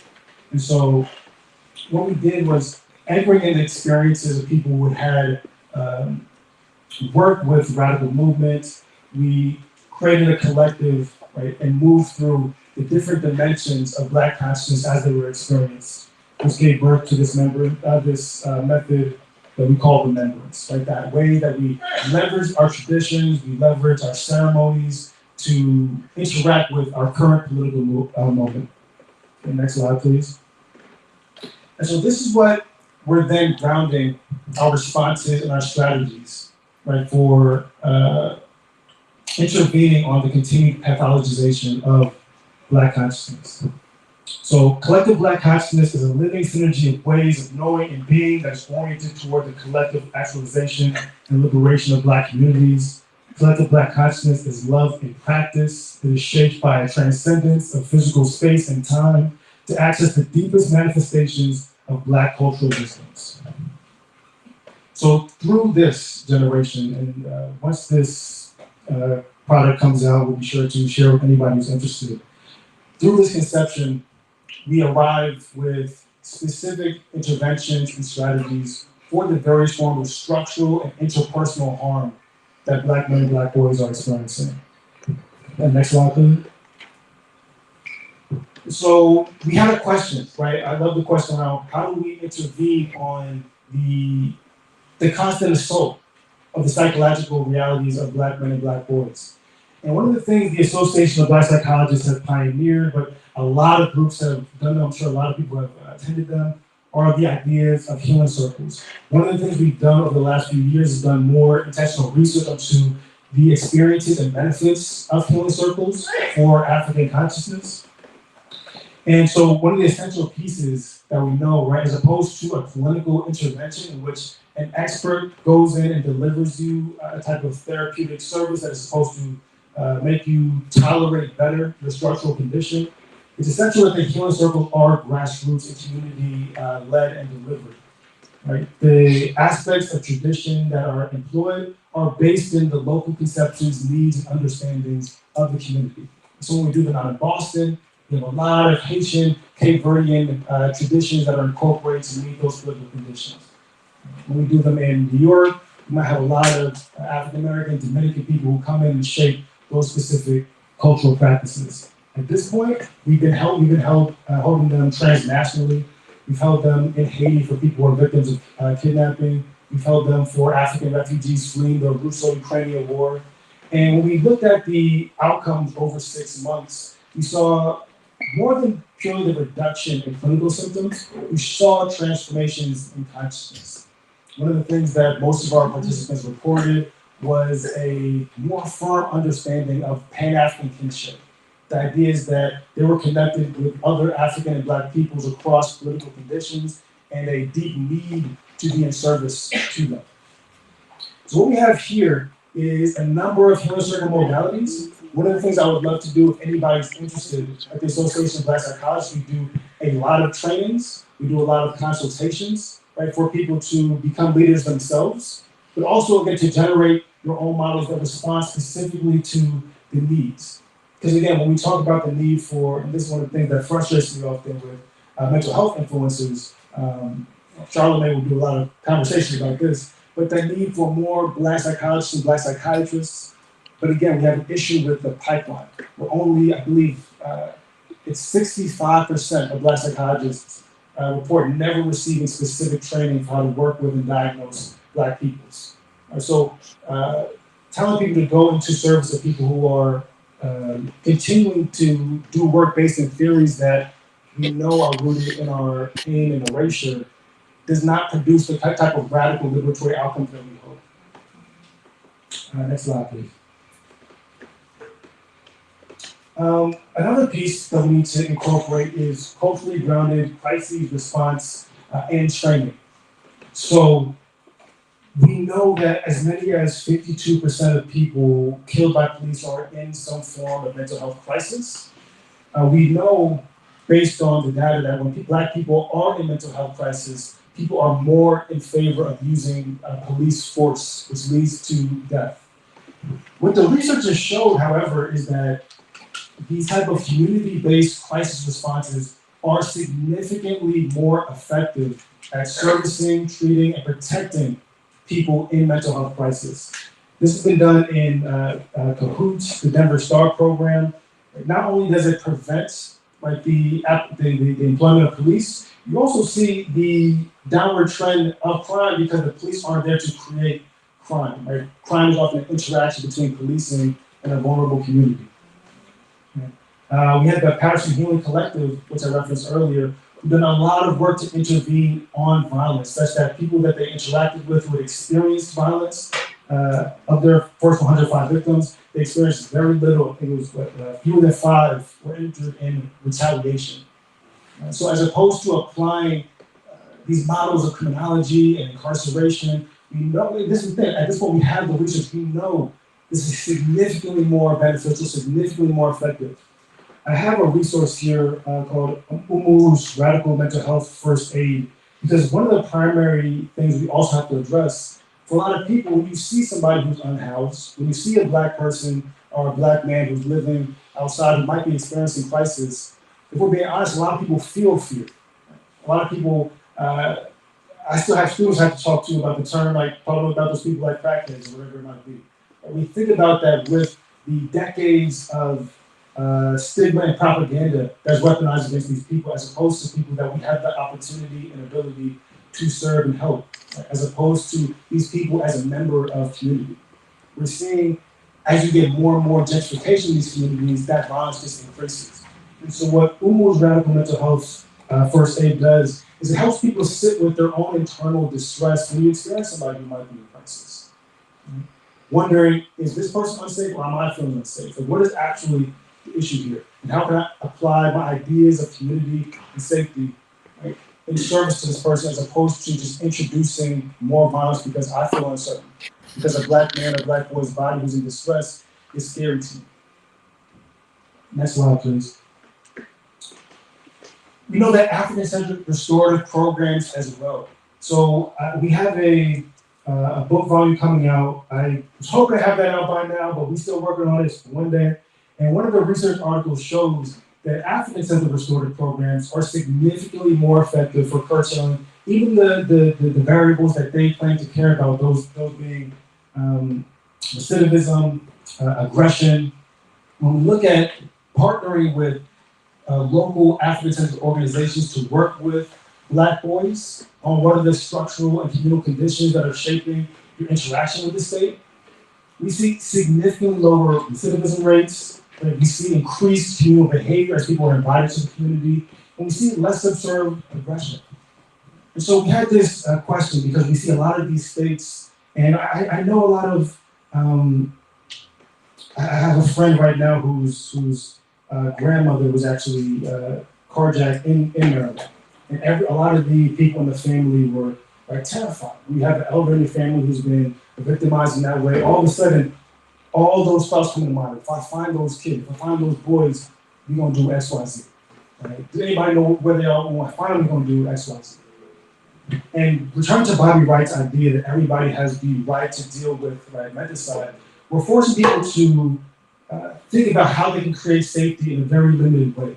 The only ways they know how to think about it are policing and violence, right? Or completely surrendering agency. Well, I think the important thing for us to understand is there are additional pathways that are not given the same level of highlight and investment and support that have demonstrated research efficacy for our Black boys. So that's the important piece that we pull in as well. And next one. And one more piece, this is a bit more rarefied, a bit more specific, but we know Black psychologists specifically can help in forensic cases and shaping those outcomes. When I first started my training I was going to a maximum security prison, and this was a Black woman, in fact, who had said back in the 90s, she'd been incarcerated for as long as I've been alive. She had a white psychiatrist go on the stand and say she was lying about all of her mental health problems. Like everything she'd been through, whether it be domestic abuse, physical violence, they said this was a lie to gain favor with the court.